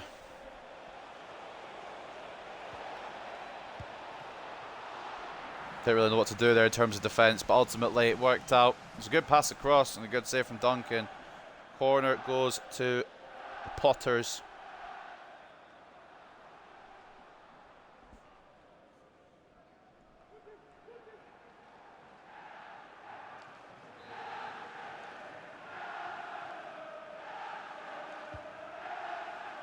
Howell can't get it away.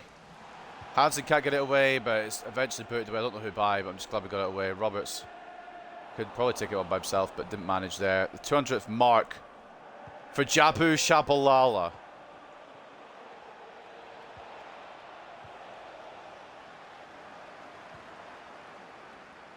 Fantastic. I'm not sure. They keep saying I've changed the tactics every so often. It's been a 4-2-4 the entire run. It's not going to change. Moffat trying to get around Campbell. Diop gets there. Oh, fucking Christ. Bit of a cruncher there from Malik Diop. Cut by Hansen. Not going to get to keep it though. Why would I?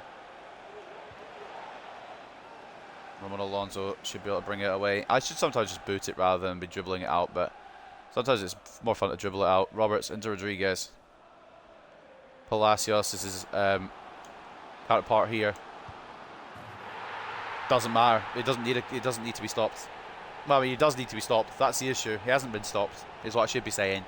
Carlos Rodriguez puts Hartlepool in the lead. Exactly what the doctor ordered. There was options there, but he didn't need them.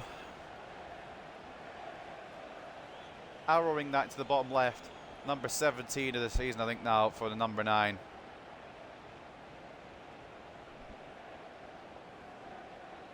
Remember his first 2 seasons, Carlos Rodriguez started off a little bit slow with the goals, but since the start of the 3rd season, he's been very consistent, very good, and the main man of this team, genuinely. I don't remember his potential off the rip in the Youth Academy episode. I think it was like 78 to 94 or something. Like, it was quite a broad base. I knew he was going to be good, but he's nearly reached the bottom end of his potential already. He's at 76 rated now. With potential to be special, I don't see him stopping growing anytime soon. Howell can't get onto that properly, and it's intercepted away. Stoke will get it clear. Malik Diop's walking a tightrope now for the rest of the game. That stupid challenge early, which was a yellow card, don't get me wrong. 1-2 there. Galloway preventing Granser from coming in. Corner, Stoke. There's the goal again from C-Rod, Peruvian Prince.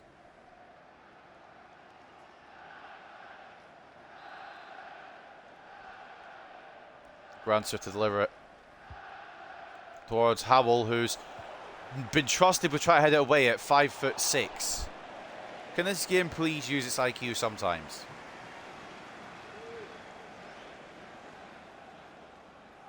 Mon Alonso out to Cochrane. Don't know why he's so far wide, but he is. Roberts. Ball into Rodriguez. He might have the same fucking strategy again here. Can take on himself. Not quite the same connection on the shot, though, unfortunately, from the captain. Scuffed a little bit. Over and wide.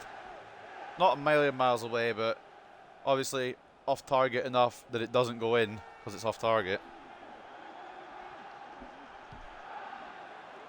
Ball forward finds Ramon Alonso. Look, this is one of my players. Absolutely not. I aimed at a header for Roberts.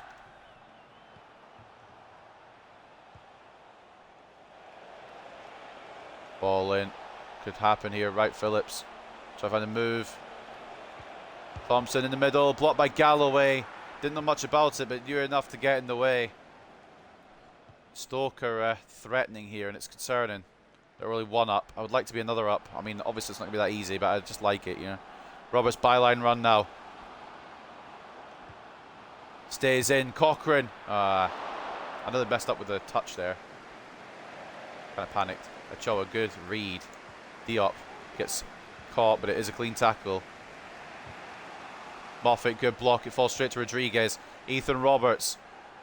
Harry Howell. Right there. Oh, no. Right. Oh, I should have shot with fucking whoever it was at the ball. Was it Roberts? Just past the post. Harry Howell. Pain, pain, pain. Generally thought we found a second goal there before the break. Malik Diop wins that header. Fran Ochoa. Oh, well, I spotted Howell and then he ran behind the centre-back, so I don't really know what I was meant to do there in that situation.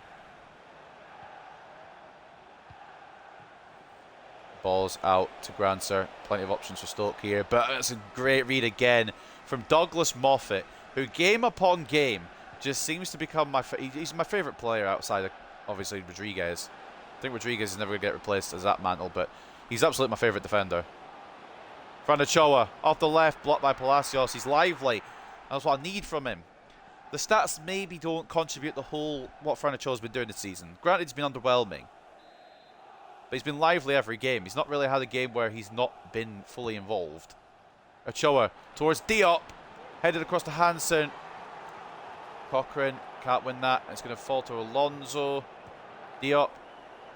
Cochrane from range. Why not? It put a test for Nanuku. The Stoke net.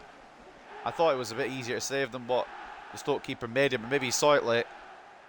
Good connection from Cochrane. 10 and the half, just 2 minutes left. We've got another corner. Fran Ochoa towards you and Galloway. It's not going to win it. Cochrane does though. Diop knocks on to Roberts. Blocked away. Cochrane. Oh, shot accuracy is going to be in the mud. They might have gone off target and they might have just been blocked. Could be a break now. Not careful, but Ramon Alonso wins it initially. Doesn't get to keep it, because why would I? Malik Diop gets in the way. Moffat, can he get to Diop? Just about. It's a bit scrappy, this one. Diop still continues to get in the way. Howell does get in the way as well. Fran Ochoa. Can get one more chance in the half, perhaps. Rodriguez, that's a great ball from Fran Ochoa. And Carlos Rodriguez won't miss them. What a ball from the Argentinian winger and the Peruvian prince. That's the perfect time to get a second goal, to give us that 2-goal cushion right before the break. Team talks are going to change on both sides of the coin now. What a pass. Controlled, composed, and clinical. Those are the objectives, or adjectives, I should say, for Carlos Rodriguez. 2-0 to the good. Number 18 this season for a Peruvian prince who's on course to get the golden boot here in League One. What a player he is as well. 2-0 up at Victoria Park. Both goals come from Rodriguez, but that beautiful assist from Fran Ochoa really made that second one. The sun's shining in, so I'm slightly concerned that I'm not going to be able to see my screen. But for now, I'm very happy. A good start to this game. A good first half. Just need to stay solid now, especially with Portsmouth dropping points to a team that may still not have a goalkeeper. I'm hoping they've signed one. I'm begging they've signed one by now. We'll have it for January. I'll be laughing if they still haven't. I'm going to check at the end of this episode anyway. But looking at the stats, it's probably deserved that we're in the lead. So I will take that happily. 2-0 to the good, as I said. Sorry, I'm just texting someone quickly. Focus on that. Anyway, 56 to 44 in terms of possession. 9 shots to 5. 2.3 expected goals to 0.8. We're in the driver's seat. And like I said, with the shooting, it's 44% accuracy, which is probably about right. But ultimately, we got the lead. 2 goals from the captain today. Clinical as ever. On for the hat-trick in this second half. And the rate he's playing, wouldn't be surprised if he gets it. Fran Ochoa as well has come to life today, which I love. Absolutely love for him. Howell. Rodriguez. Cochrane's made a run. It's going to be a foul against Carlos Rodriguez in a good spot.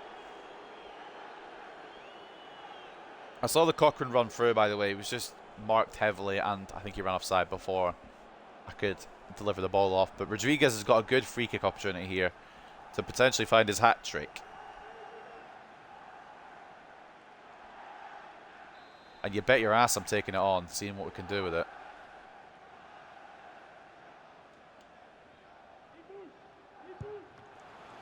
Blocked, but it could still fall. He's going to go for a corner.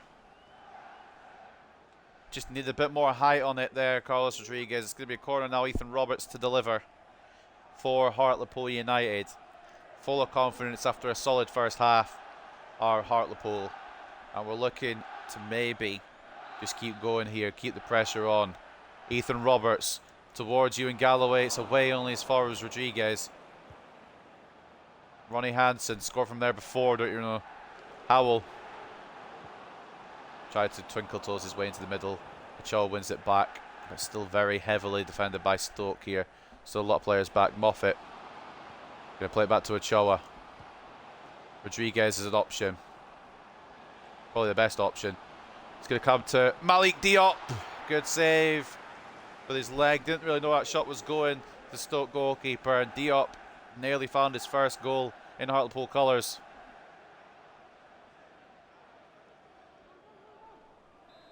"38 minutes left for this game. Hopefully we can see it out, but we'll see how it goes. Galloway, strong header, but straight into the hands of Nanoku, maybe. I don't pronounce it, I'm going to be honest with you.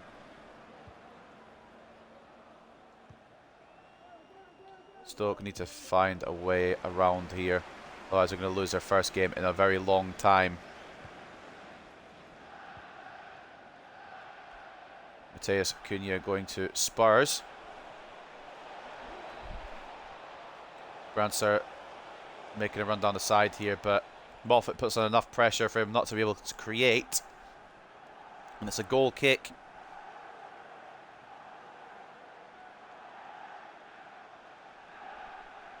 Been fantastic today is Carlos Rodriguez. Exactly what we expect of him, to be fair. The levels that we expect from our Peruvian Prince. Grown through the youth academy into this first team from day one. And he's finally finding his scoring boots on a consistent basis. It only took 2 seasons. Howell, Cochrane, too many players on him. Wanted to take a shot on, but panicked, honestly. Fran Ochoa, also wanted to take a shot on with him, but there's just too many back. Back into Cochrane. Try to get on one more. Rodriguez. Malik Diop wins the header, but not enough power to get it to a player in the same colours as him. It's a great ball by Stoke. Now Wright Phillips unlocked, but Alonso, great recovery, great tracking back. That was a fantastic pass over, but Wright Phillips couldn't make enough of it. Cochrane, Rodriguez, Howell through the middle, back to Rodriguez. I don't know why he's run like that, to be honest with you. I didn't want him to go there, obviously. Just a poor touch from Rodriguez. Making changes soon, I think. Going to make him now, actually. Duncan gets the ball in his hands, and we're going to sub off Diop. I don't want to risk a card for him. Mills and Cochrane swap. And Palacios comes on. In fact, actually, no, he doesn't. Ochoa's been having such a good game. I don't want to risk it. Gomez can come on for Alonso. You know, Alonso's been good as well. And Blanchard comes on for Harry Howell.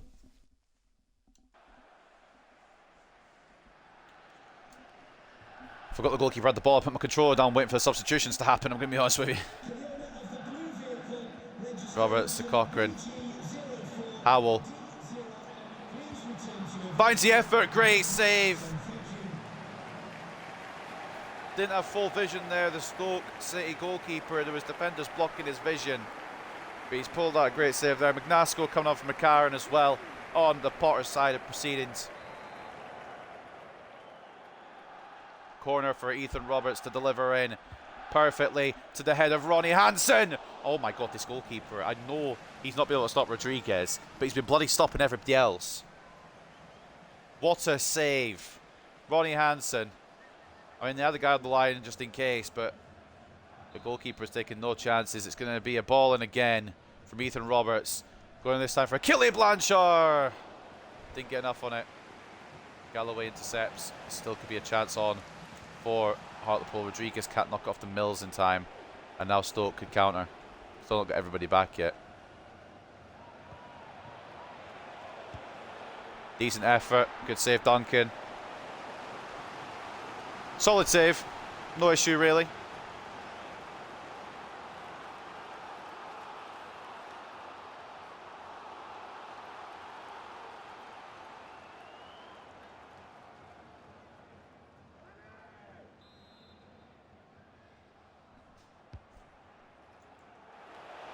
Good header. Just wide.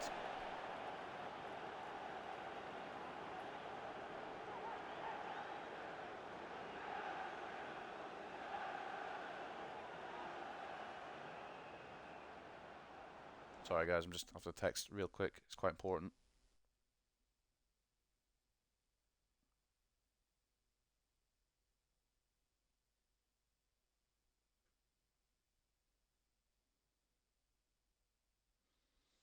Sorry about that. This will continue now. Hopefully we can see this out. A clean sheet against Stoke would be fantastic. I know they're going to score at some point because they always do, but a clean sheet would be fantastic against a team like Stoke.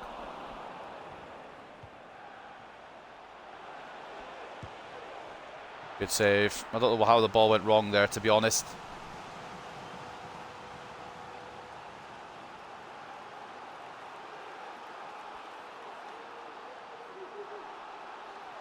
Corner to Stoke. Another good save from Duncan. Could the sun not shine right in my eyes?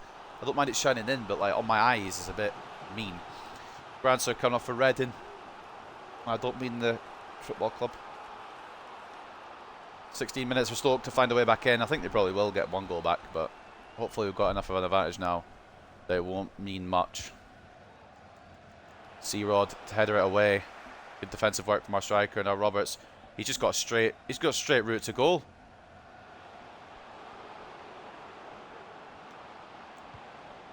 Alright. Should have just taken it on, I know, for 3-0, but I wanted to get Rodriguez the hat-trick. I'm an idiot. And if it falls apart now, then I'm to blame, obviously, for that stupid move. Hansen, good foot in, though. Yeah, right. I'm not going to make a move like that again. I should have just taken it on Roberts. And next time that opportunity arises, I will. But I just thought it'd be a good opportunity to try to get his hat-trick. Rodriguez, Blanchard. Can make it 3 instead. That will wrap up proceedings. We may not have got a third goal with Roberts, which we maybe should have done because I was trying to be unselfish and give the hat-trick to Rodriguez. But Rodriguez involved once again. He sets it up for his strike partner, Achille Blanchard, who makes it 3 and probably rounds out this game. And I want to bring off Ronnie Hansen for Contreras, but I don't want to ruin what we've got. Hansen's had a fantastic game, so we're going to leave it. I don't think we're going to make any more changes today. And that should wrap up the business, wrap up a decent episode for us. The early game against Oxford, not really what I wanted, but beyond that, fantastic episode once again. I think I'm going to name this episode after the penalty shootout. Either the penalty shootout or the signings we brought in. I'm not sure yet. I think if one of the new signings had scored today, it would have probably been named after them. But obviously we signed a right back in a CDM, so the chances of that were quite low. Galloway does well to get it away. A bit ahead of him. He does well. Choa just dancing around a bit. Try to create some space to get the ball away, which he does well. Cochrane. Now Blanchard's off on one again. Knocks it back to Rodriguez. That is the hat-trick. And that is Carlos Rodriguez taking home the match ball. It's a complete performance against Stoke City. Oh my.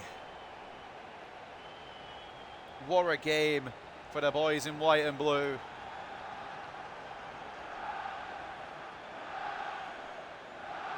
Great play from Blanchard to Rodriguez. Returning the favour after Rodriguez set up the Frenchman's goal a few minutes ago.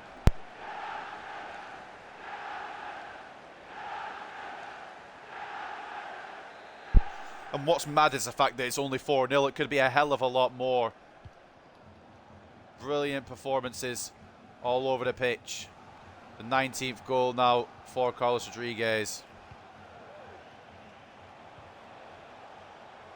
My days, what a cracking player he is. And they wanted me to sell him for just 18 million. You can get on your fucking bike. This kid is worth a lot more than 18 million. I know we're only in League One, so 18 million is probably right with League One tax, but still. Blocked by Hansen. Blocked by Galloway.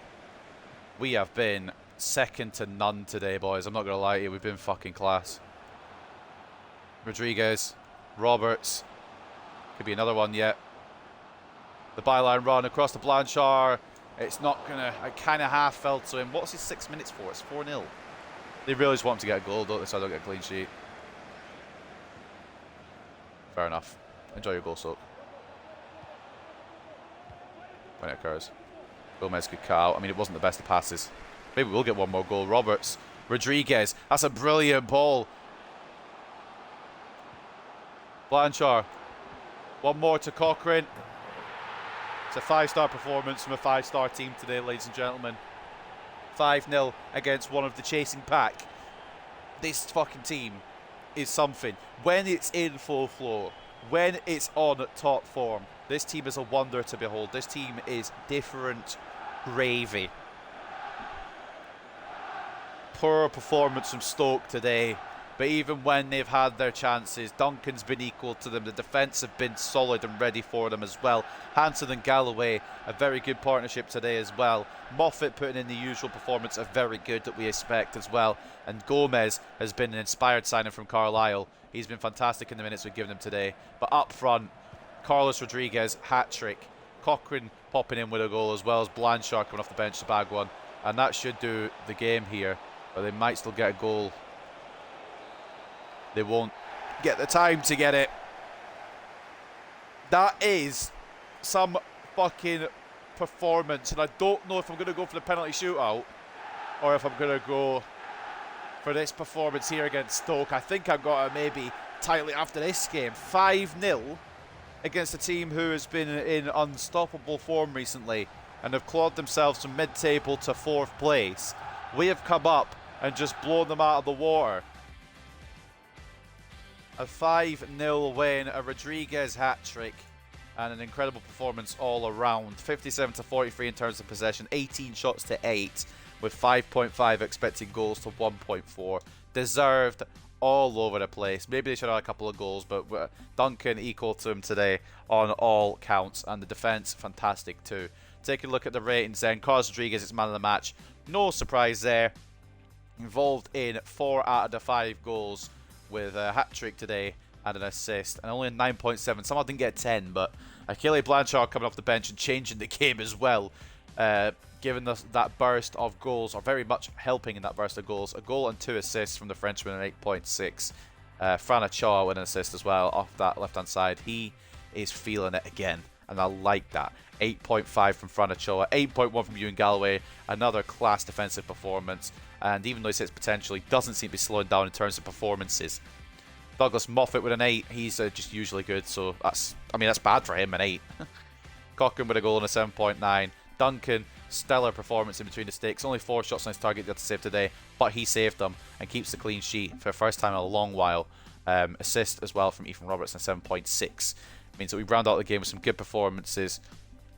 Gomez came on, didn't do great, but didn't need to do much, to be fair, so you can't really say anything about that. Now the match, if you could pick one from the Stoke City lineup, was Jan Pavlovsky. I was taking a little look at. Don't think we really need him now. We brought Malik Diop in, but no real standouts. And their goalkeeper, Nanuku, it could have been more than 5. That's all I'm saying. This guy stopped us from going into double figures. 12 shots in his goal today, 7 saves, some fantastic ones being pulled out as well, and 5 conceded though. He couldn't stop the onslaught. He could only just delay it. But ladies and gentlemen, that's a fantastic way to end an episode. Portsmouth did win as well, but that's fine. They didn't win 5-0 against one of the Jason Pack, did they? That was a demolition job. That was a decimation. The confidence now in this team, and the fact that we have to end off that episode now after a game like that, I don't know if the confidence will dip in next episode, but hopefully it will continue to grow. Rodriguez can lead his team to great things. He's the captain for the duration now. We just needed him to get to his point where he was playing phenomenally. And now that he's playing phenomenally, that captain's armband will have to be glued to his arm because he's never losing it unless, of course, he doesn't play the match. Did your boys prove a point with a win today?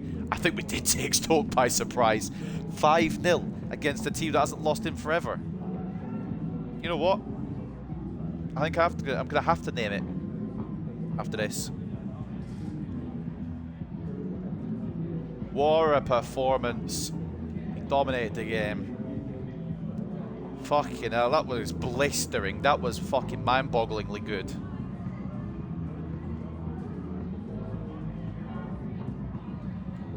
Fantastic, man. Fantastic.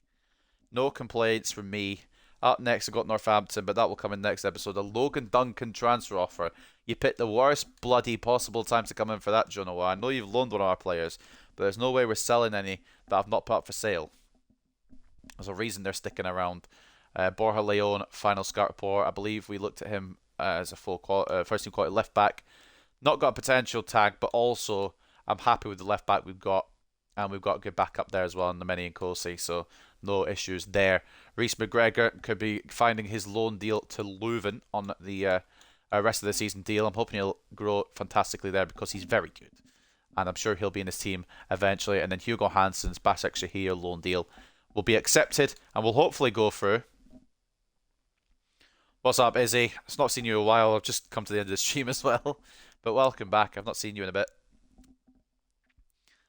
Reece McGregor is going to go through as well to Leuven on a short-term loan. And then Northampton up next. But that is going to end today's episode. You've been busy, fair enough. I've been busy recently as well. The streams haven't been as consistent as they usually are either. So it's kind of been mixed for me too. Haven't touched FIFA in ages. I've been playing it a bit less. I've been simming games more than playing them because the game sometimes hasn't been working properly. But today it's been fine. So I'm hoping I can just get on with it and hopefully push through now with this Hartlepool season, this particular season anyway, try and get to the championship. So that is the table to end today's episode. Portsmouth still sits 7 clear of us. Whenever we've lost, they've lost. And whenever we won, they've won. So that doesn't really help us at all. Birmingham in second. They're going for the title as well. There's quite a lot of contenders. We now make a bit of a gap between us and Stoke after demolishing them. We're in third place now. Stoke fourth, MK Dons fifth, and Rotherham round out the playoffs in sixth place. But there was a 6-point gap there before. That gap is no longer there. The other team's catching up and getting involved a bit more. Northampton have fallen a little bit into 10th. And we play them next, so hopefully we can take advantage of their poor form. The relegation zone to end today's episode is Walsall, Wickham, Rochdale, and Tranmere, who still sit rock bottom. I don't know if they're going to be signing. I don't know if they signed a goalkeeper. We've managed to get into the round of 32 of the FA Cup. And the big heavy hitter for this one is Man United versus Arsenal. United are not getting an easy run of it, are they? Because they faced Liverpool in the third round, and now they're going to be facing Arsenal. But we have got Blackpool, and if we win against Blackpool, then we will get the objective done for the round of 16 of the FA Cup. And imagine if we hit the round of 16 of the FA Cup. Imagine what sort of teams we could come up against. A Man City, a Man United maybe, an Arsenal, a Chelsea. Those would be fun to play against, just to test ourselves. We wouldn't win, but just to test ourselves. And then the Papa John's Trophy we're shining as well. Quarterfinals now of that competition. We have come up against Fleetwood Town. So we're going to be going to the same coast twice for both of the cup games. I don't know when they fall though, so I'll check them in a minute. In fact, we'll check them now. Arsenal isn't a test because they suck. True. Very true. Good point. So we've got Northampton in the first game of next episode, which I think will probably be done on Friday, because tomorrow and Thursday I'm busy. We've got Blackpool away in the FA Cup, so that'll be the second game. Oh, I've got to be prepared for that. And we finish off January against Walsall. Deadline day will happen, and then we'll have games against Rochdale, who are struggling, and then our Papa John's quarter-final against Fleetwood Town. So that will be how next episode goes. Is that 4 away games? 3 away games. And 2 home games. So not too bad. Just to review today's episode as well. A good little episode. We started off with a loss against Oxford United, which isn't fantastic. Not really where we want it to be. It's our first loss in a long while. But wins against Mansfield twice. One in the league. Last minute Harry Howell winner. A win on penalties in the Papa John's Trophy on penalties. I just said on penalties twice, but that's fine. Rojas becoming the hero for that. Millwall, a 2-1 win over them in the FA Cup, thanks to Christopher Quigley. Doesn't get a lot of game time, but he won us the game there. And then a demolition of a chasing pack member in Stoke as well. A 5-0 win against Stoke. Fantastic episode today. Take a look at the player stats as well. Rodriguez still sits pretty at the top of the Golden Boot race. The funny thing is, Tranmere have second place, joint second place in this Golden Boot race as well. But they're rock bottom of the league. It's quite funny, really. But Rodriguez on 19, Hemmings and Vera of Tranmere Rovers and Birmingham City on 16. Blanchard on 14, and we've got a few on 13 there. And as we continue to scroll down, I think those are our only representatives in the top goal scorers here. Top assisters, Rodriguez, top stat as well. 19 goals and 18 assists from the captain. He's ridiculous, by the way. Blanchard with 10 assists as well. Howell sitting on 7. Roberts on 6.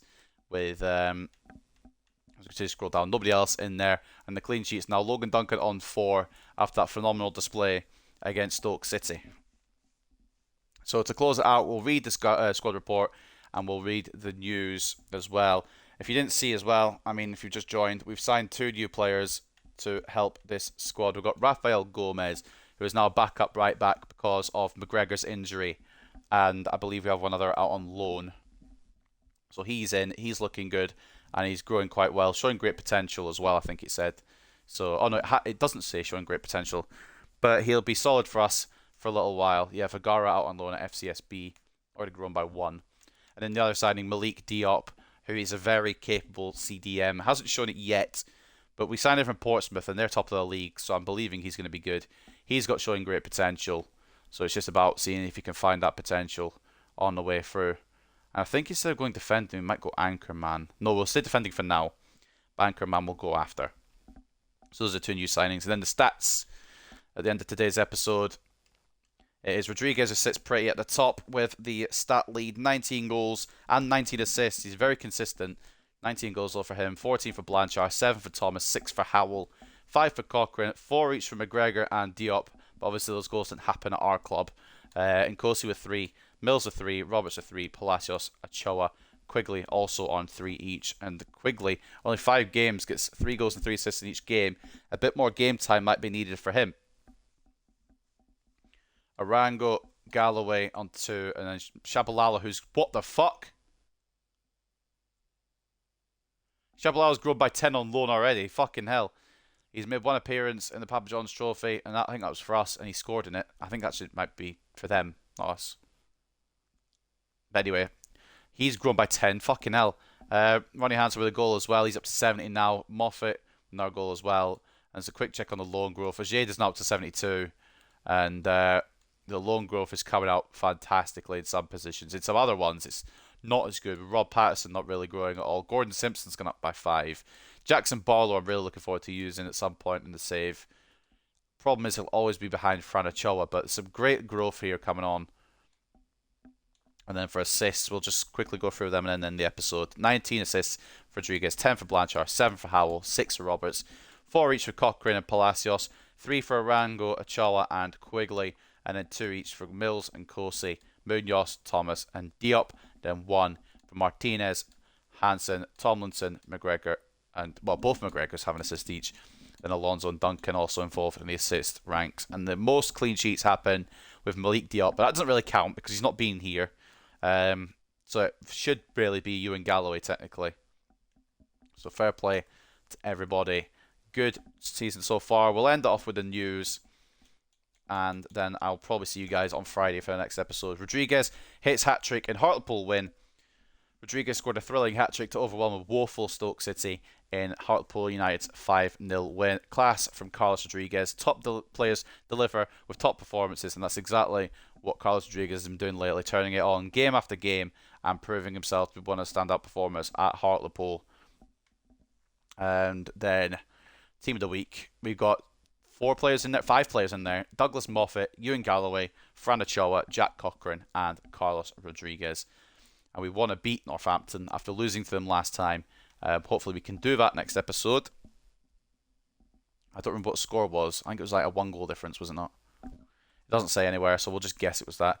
Giovanni Peters. Was that the one I was thinking of signing? I think it was. I think it was the one I was considering signing. Maybe it was a different Peters. I don't know. Leeds has signed Pickford, which is interesting. And then club news. Nothing much else to go on about here. Illich has gone to Hoffenheim. He's a good young player. And that's about it. But ladies and gentlemen, that will wrap up another episode of the Hartlepool United Career Mode. I'm sorry if you came in late, but of course the episode will always be on YouTube, and I will copy the link in again if you want to sub to the YouTube channel. Except it's not working. Bear with me. So if you're in the Twitch chat, then here we go. We're getting very close to 500 subscribers now, only 40 off. So if you're in the chat, you want to sub, I would appreciate it. But I hope you guys have enjoyed this next episode of the Hartlepool United Career Mode, and I will see you on Friday most likely Friday. That still might change, but probably Friday for the next episode of this career mode. Hope you guys enjoy your rest of your days, enjoy the rest of your week, and peace.